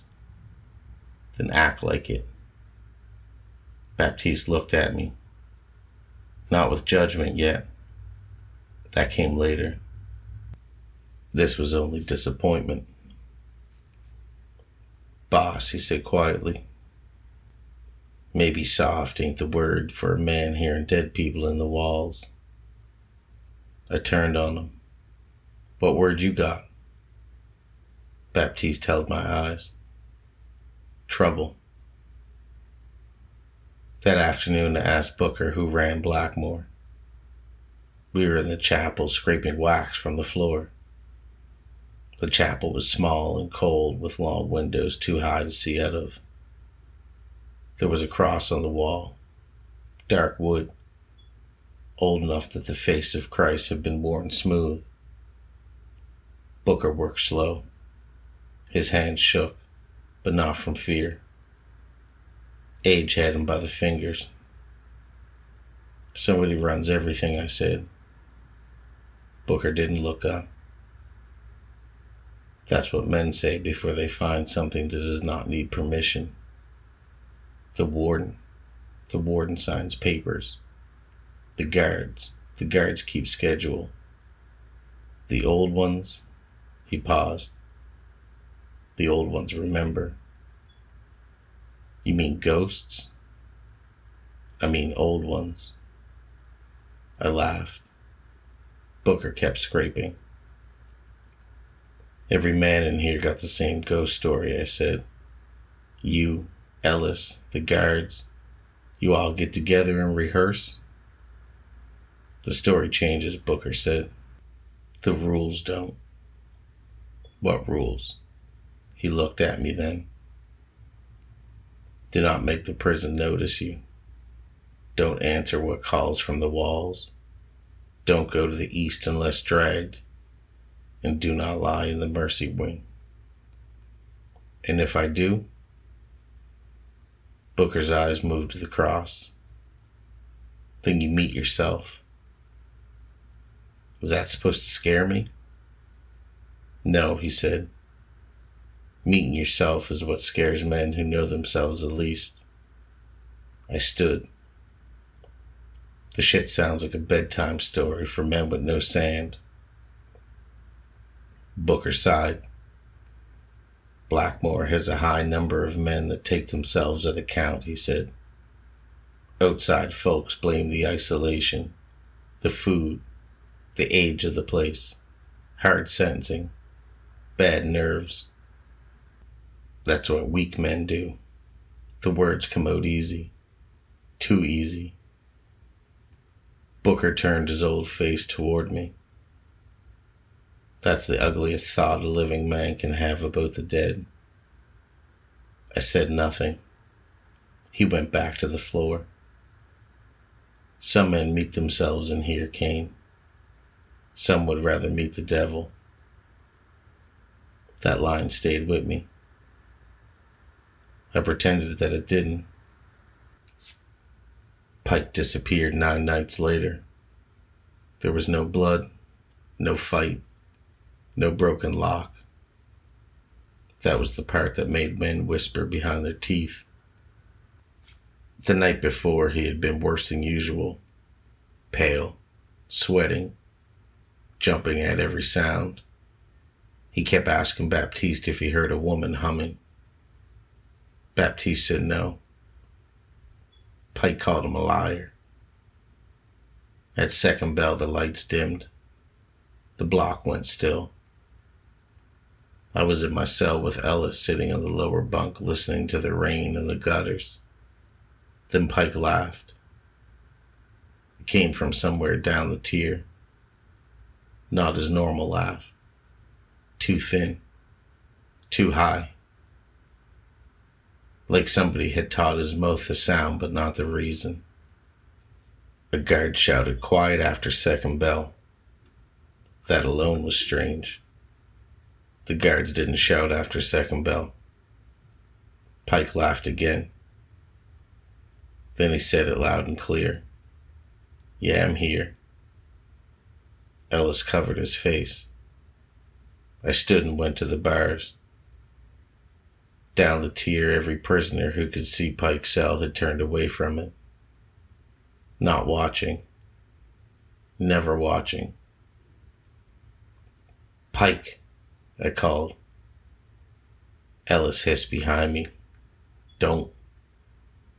I called again. Pike. The lights flickered. For half a second, the tier looked longer than it should have. Cells stretched away into the dark, far beyond the wall where the block was supposed to end. In that extra darkness, men stood behind bars that had not existed there a moment before.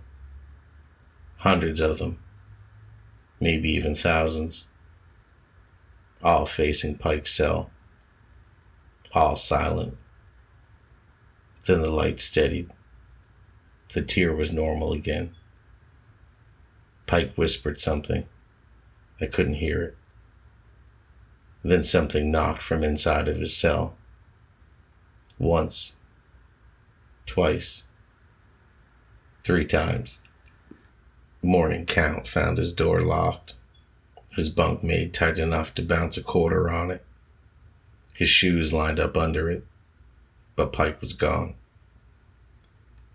On the wall above the bunk, scratched into the paint with something sharp, was one word: present. The guards didn't search long. That told me everything I needed to know. Harlan looked into the cell, read the word, and closed his eyes like a man hearing bad news he had expected. "Where is he?" I asked. Harlan didn't answer. I stepped toward him. Baptiste caught my arm. I looked down at his hand. He let go, but he didn't apologize. "Where's my man?" I said. Harlan turned to me. For the first time, I saw anger in him. Real anger. Not at me. For me, maybe. Or at the waste of all of us.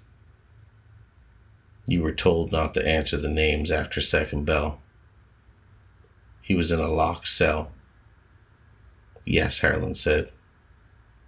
"That's not an answer." "No," he said. "It's not." They emptied Pike's cell by noon. No one spoke his name after that except me. I did it often at first. Then I said it because I thought silence was surrender. Pike. Pike. Darnell Pike. I said it in chow. I said it on work detail.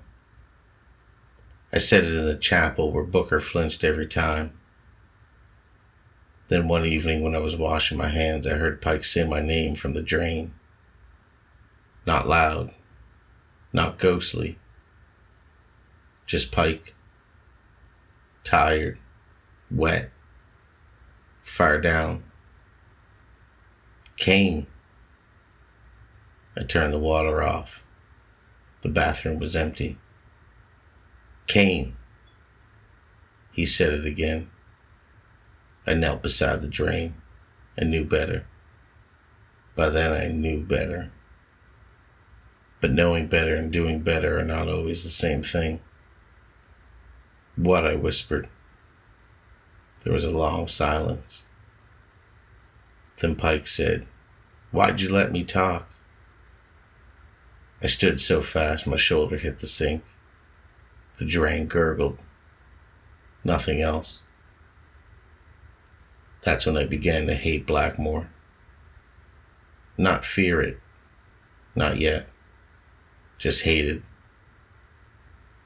Fear came later when the hate ran out of room. The body is a prison too. I didn't know that then. I thought the cell was 4 walls and a locked door. That's only the first kind. The body keeps its own doors, and the memory knows every key. You can leave a place and still wake up inside it because your hands remember iron, your ears remember keys, and your chest remembers fear. Blackmoor understood that before I did. It didn't need to chain a man forever. It only needed to teach his body the tune. Baptiste changed after Pike vanished. He got quieter, which was something because Baptiste never was a loud man.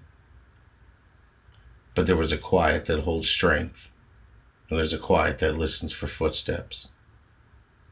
He became a second kind. He watched corners. He watched shadows. He watched guards. After Pike, Baptiste pulled me aside near the stairs. "Boss," he said, "this isn't the kind of place that you take." There it was. The first real crack. Not in him, but in us. I stepped close. "You scared?" He didn't answer quick. That angered me more than if he had said yes. I asked if you were scared. Baptiste looked toward the old east corridor. "Yeah," he said. I stared at him, and he looked back at me. "And if you had any sense left, you would be too." I should have thanked him. but instead I punished him. That's what men like I was did when the truth came from the wrong mouth. Booker had something I wanted. Knowledge. Influence. Maybe both. Men listened to him. Guards left him alone. He knew the rules and the holes around the rules. So I told Baptiste to press him. Not to hurt him. Not yet. Just remind the old man that fear could wear a human face too. Baptiste didn't want to, and I saw that. He said Booker didn't do anything. I said he knows something. He's old. He's in the way. Baptiste looked at me for a long time, and then he nodded. Because he was loyal.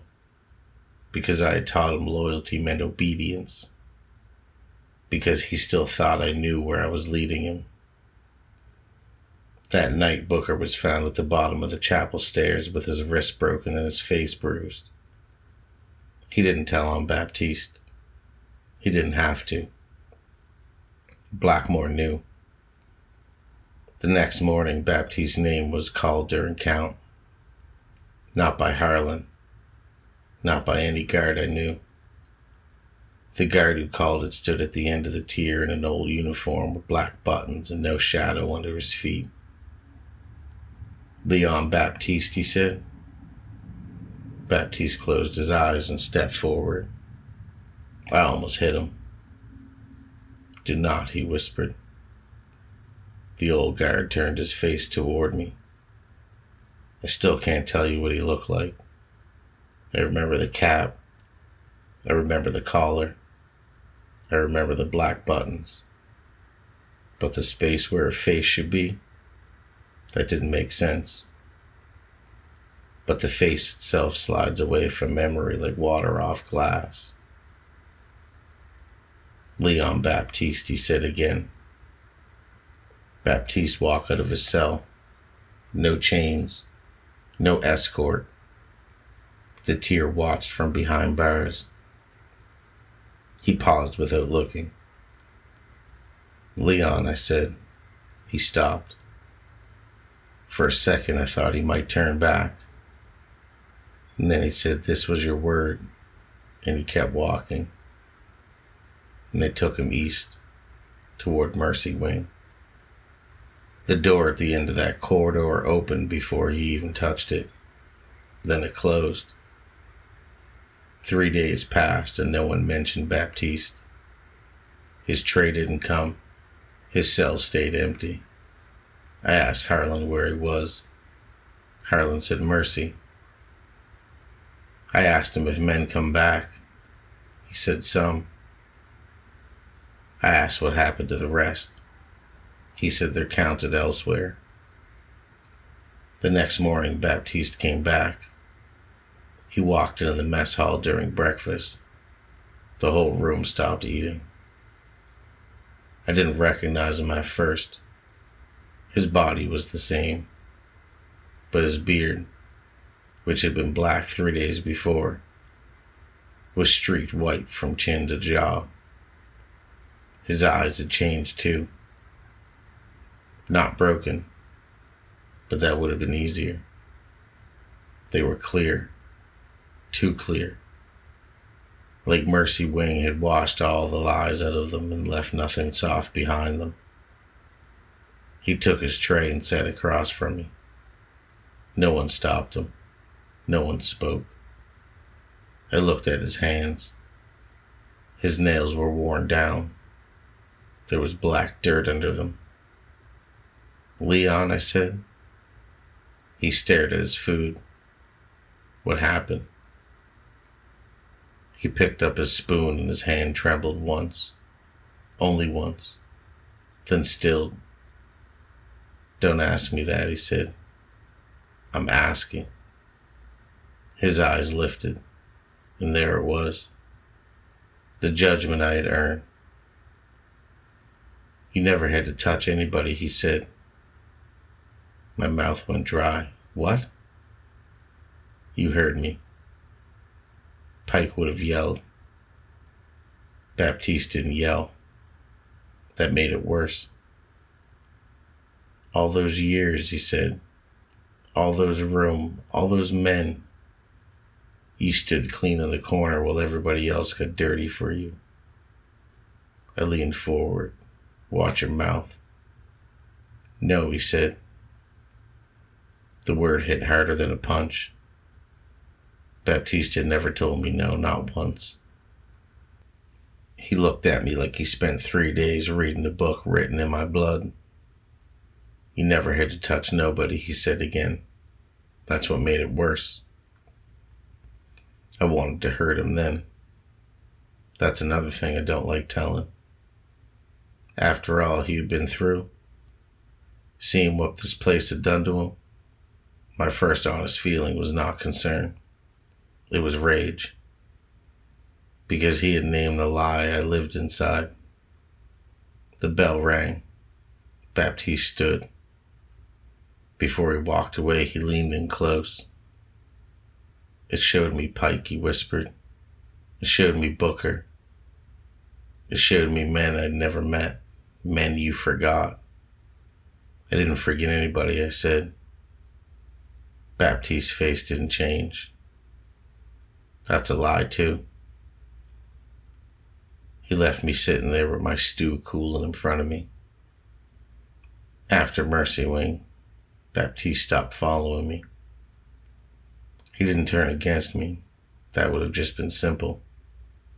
He stepped out from under my shadow. He moved through Blackmoor carefully, quietly.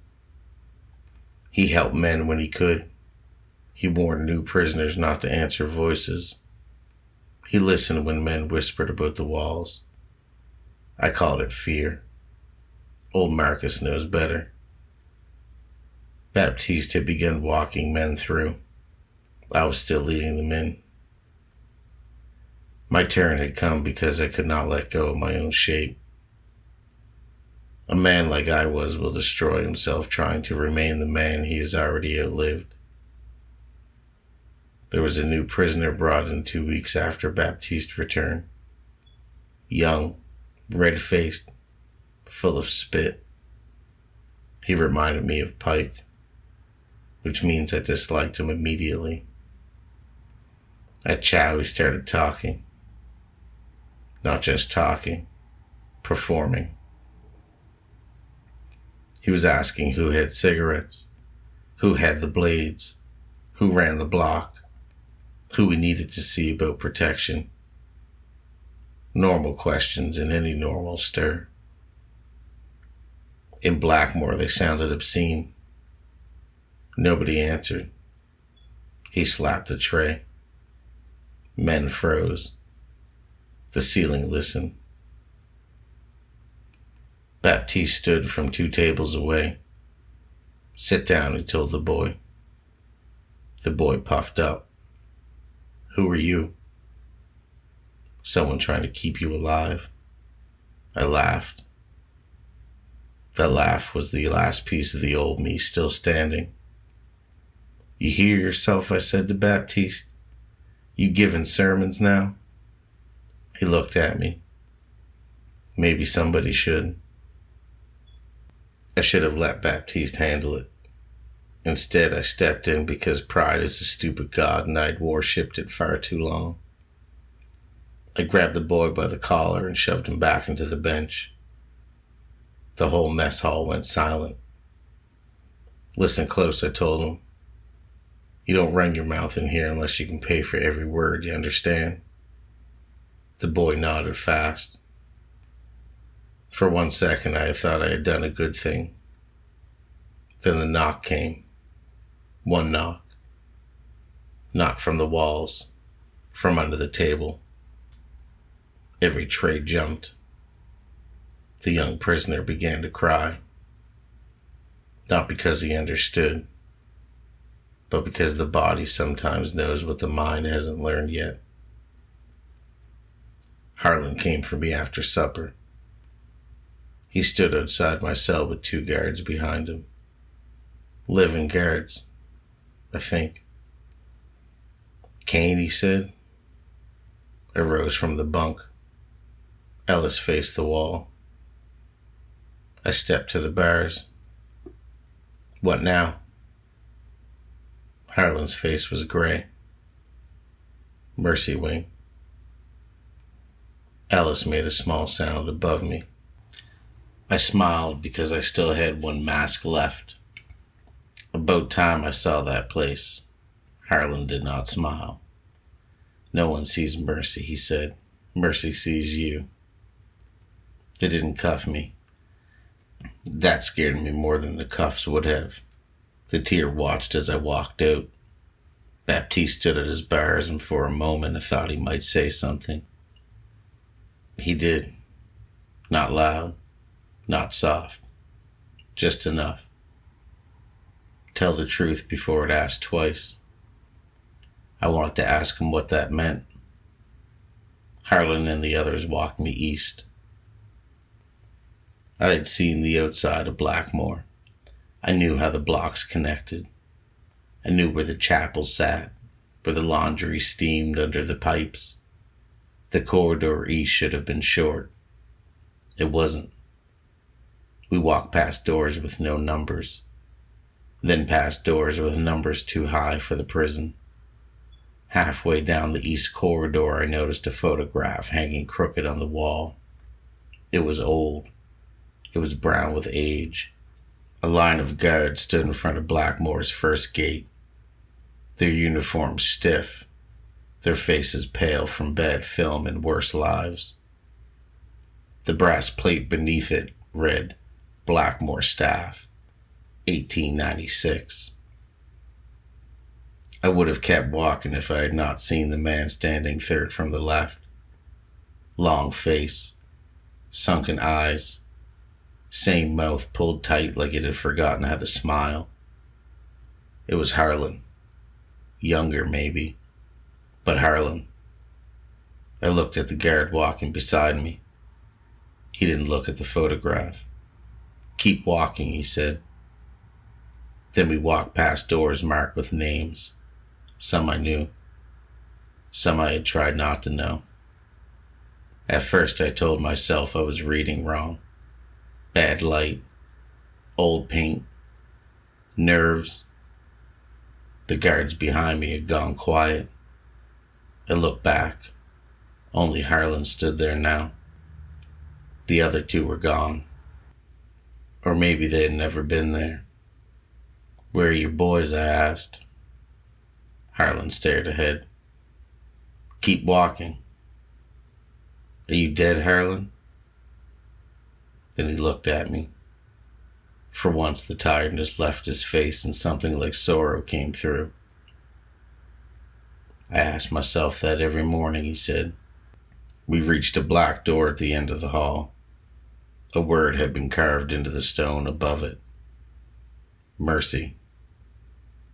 Harlan took a key from his ring. Before he opened the door, he said, There's still time to tell the truth. About what? He looked at me like a man looking down a well. That's how it starts. The door opened. Inside was a cell, small, stone, no window. A bunk bolted to one wall. A drain in the center of the floor. The smell was not rot, exactly. It was memory gone bad. Harlan stepped aside. I walked in. The door shut behind me. No lock turned. No footsteps left. The dark didn't come all at once. The first hour I stood. The second I sat. The third I told myself nothing was happening. Men like I was don't fear hell at first. We talk about it too much. We make jokes about it. We put the devils on rings and crosses and around our necks and tell ourselves God understands business. Hell is a room where every wall had been waiting for you to run out of lies. Sometime after dark became complete, my mother began to hum. Not through the door, not from the hall, from under the drain. A song she used to hum while washing dishes. I haven't heard it in years. Then came Pike, laughing first, then crying, then asking why I let him talk. I covered my ears. That didn't do anything. Baptiste came next. Not the living Baptiste, the one Mercy Wing had showed him. He whispers names, not accusations. Names. Every man I had given away, every man I had pointed at, every man who had died because Marcus Kane said it should be so. Some I knew, some I had forgotten, some I've never even bothered to learn. That was worse. A man can defend himself against accusations.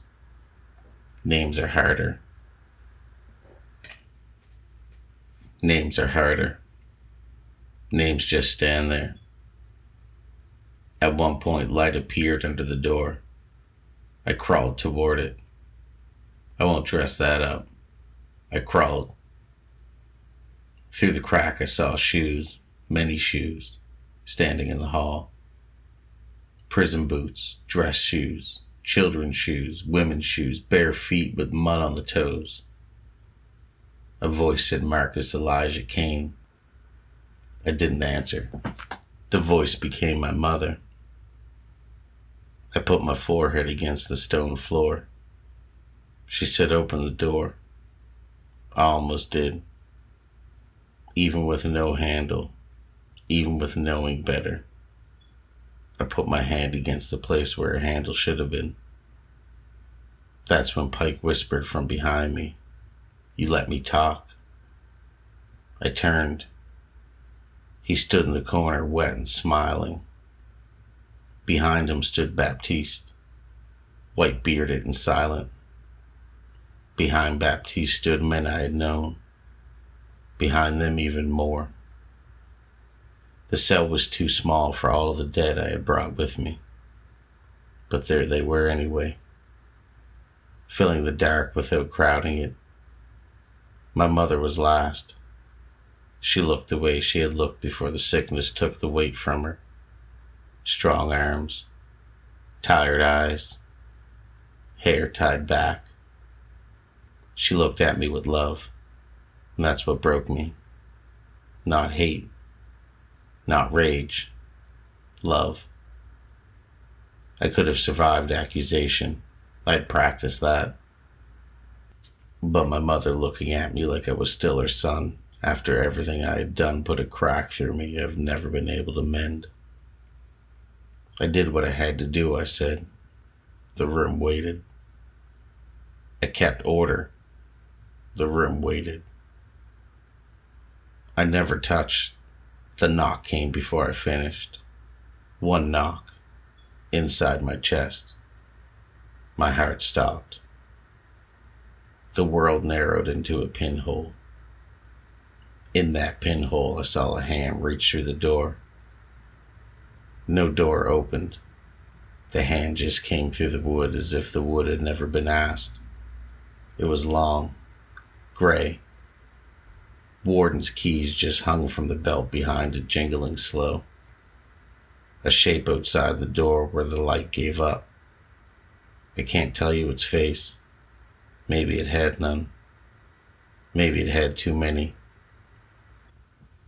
Maybe it was every guard who ever walked that hall, every warden, every judge, every father who mistook fear for discipline, every man who locked another man away and called the locking mercy. The hand touched my chest with one finger. My heart began again. The first beat hurt so badly I screamed, and with that beat came the truth. Not memory. The truth. I saw Pike as he was, a loud, frightened boy wearing my shadow like a coat too big for him. I saw Baptiste loyal because I had made loyalty sacred and conscience expensive. I saw Booker at the bottom of the chapel stairs. I saw men taking themselves out of the count, not because they had no sand, but because Blackmoor had put all their lives in their hands at once and nobody stood beside them while they had tried to hold the weight. Then I saw myself. Not as a boss, not as a survivor, not as a man who did what he had to. Just a man standing far enough from the blood to pretend his shoes were clean. That was the lie. That had always been the lie. I don't know how long I stayed in Mercy Wing. Men told me later it was 2 nights. Ellis said 3. Harlan said nothing. Time don't walk straight in that hall. My door opened. Harlan stood in the doorway. Behind him, the corridor was empty. "Can you stand?" he said. I could. Barely. As I passed him, he didn't look at me. I understood that then. Harlan had seen men leave that cell, and he had seen men fail to leave it. He just didn't know which one was worse. Back on the block, nobody cheered. Nobody asked. Men looked once and then looked away. That was respect in Blackmoor. Baptiste stood at his bars and our eyes met. For the first time I had known him, I had no order to give.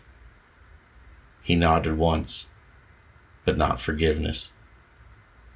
It was recognition. I was not a good man after Mercy Wing. Don't make that mistake. A night in the dark does not wash a life clean.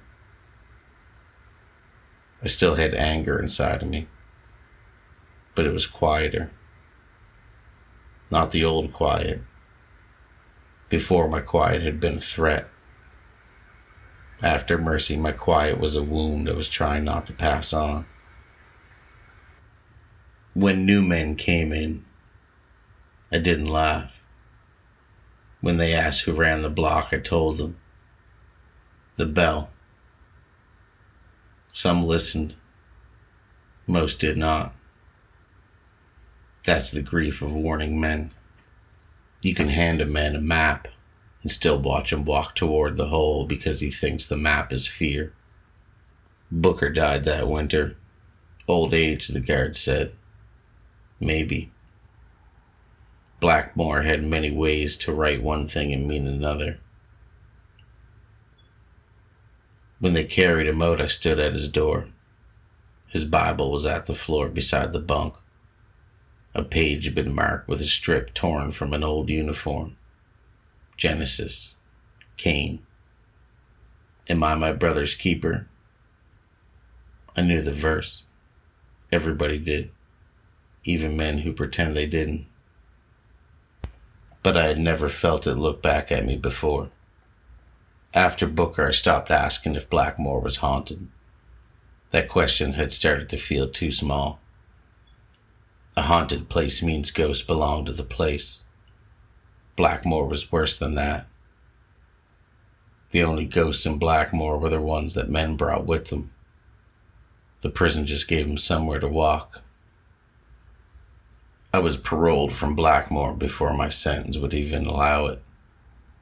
That's another thing I can't explain. One morning, Harlan came to my cell with papers.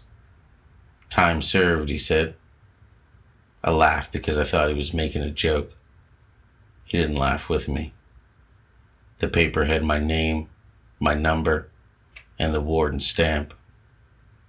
Blackmoor Penitentiary. Time served. I said, "Served according to who?" Harlan looked down the tier. The lights hummed. Somewhere far off, a bell rang once. "I do not ask questions about release," he said. "But about Baptiste?" Harlan's face didn't change. "Not today."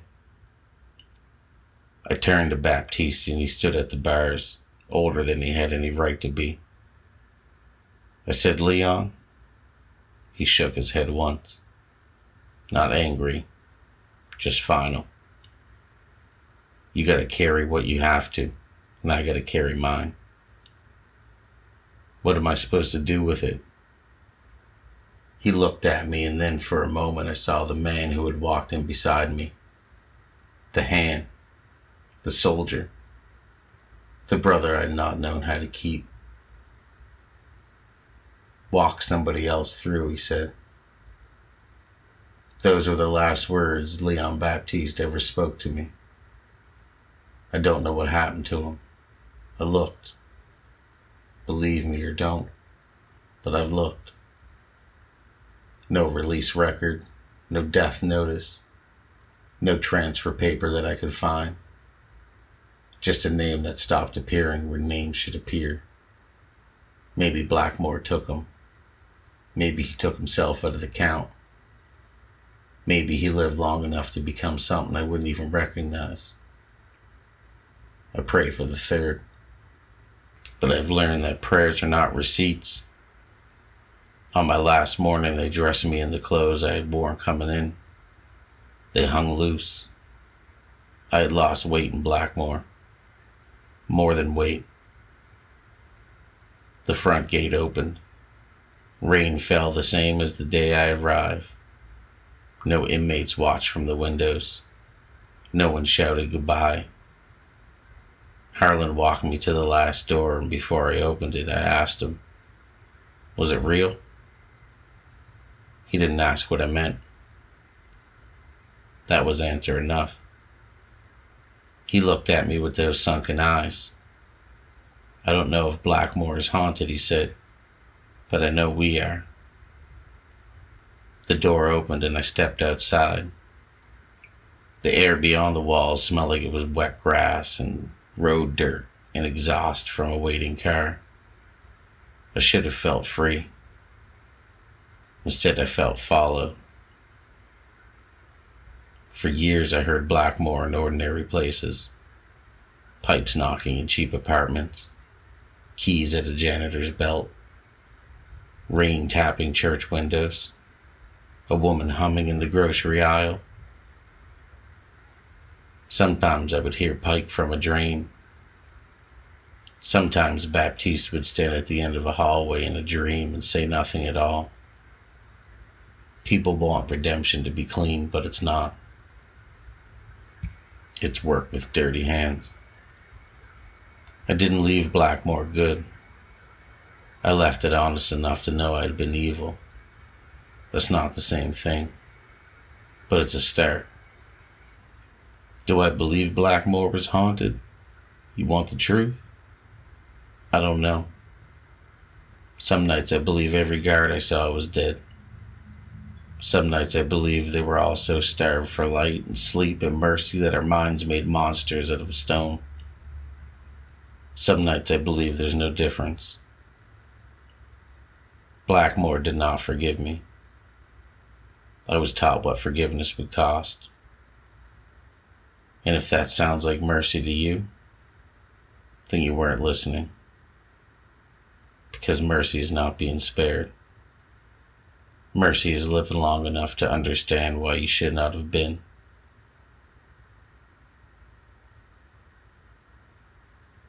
Reverend Marcus Elijah Kane passed away peacefully in his sleep at the age of 81. He was remembered by his congregation as a patient counselor and a devoted prison chaplain at Blackmoor Penitentiary, and a tireless advocate for men returning home after incarceration. For more than 30 years, Reverend Kane had taught that no man was beyond redemption, but the closest to him said he never used that word lightly. Former inmates remember him sitting with men no one else wanted to sit with, men facing life or execution, men who had hurt people beyond repair. He never promised them innocence, but he never made the sin sound small. He is survived by his daughter and 2 grandchildren, and the many men who credited him with helping them find their life after prison. The obituary made no mention of Darnell Pike. It made no mention of Leon Baptiste. But after the funeral, folded inside Reverend Gaines' Bible, beneath the page where Cain asks if he's his brother keeper, his family found an old prison release form. The paper had gone soft with age, and the ink had folded everywhere except the stamp at the bottom, where it read, Blackmoor Penitentiary, time served. If you made it this far, I appreciate you. Sleep tight, or don't. From Dusk Till Dawn.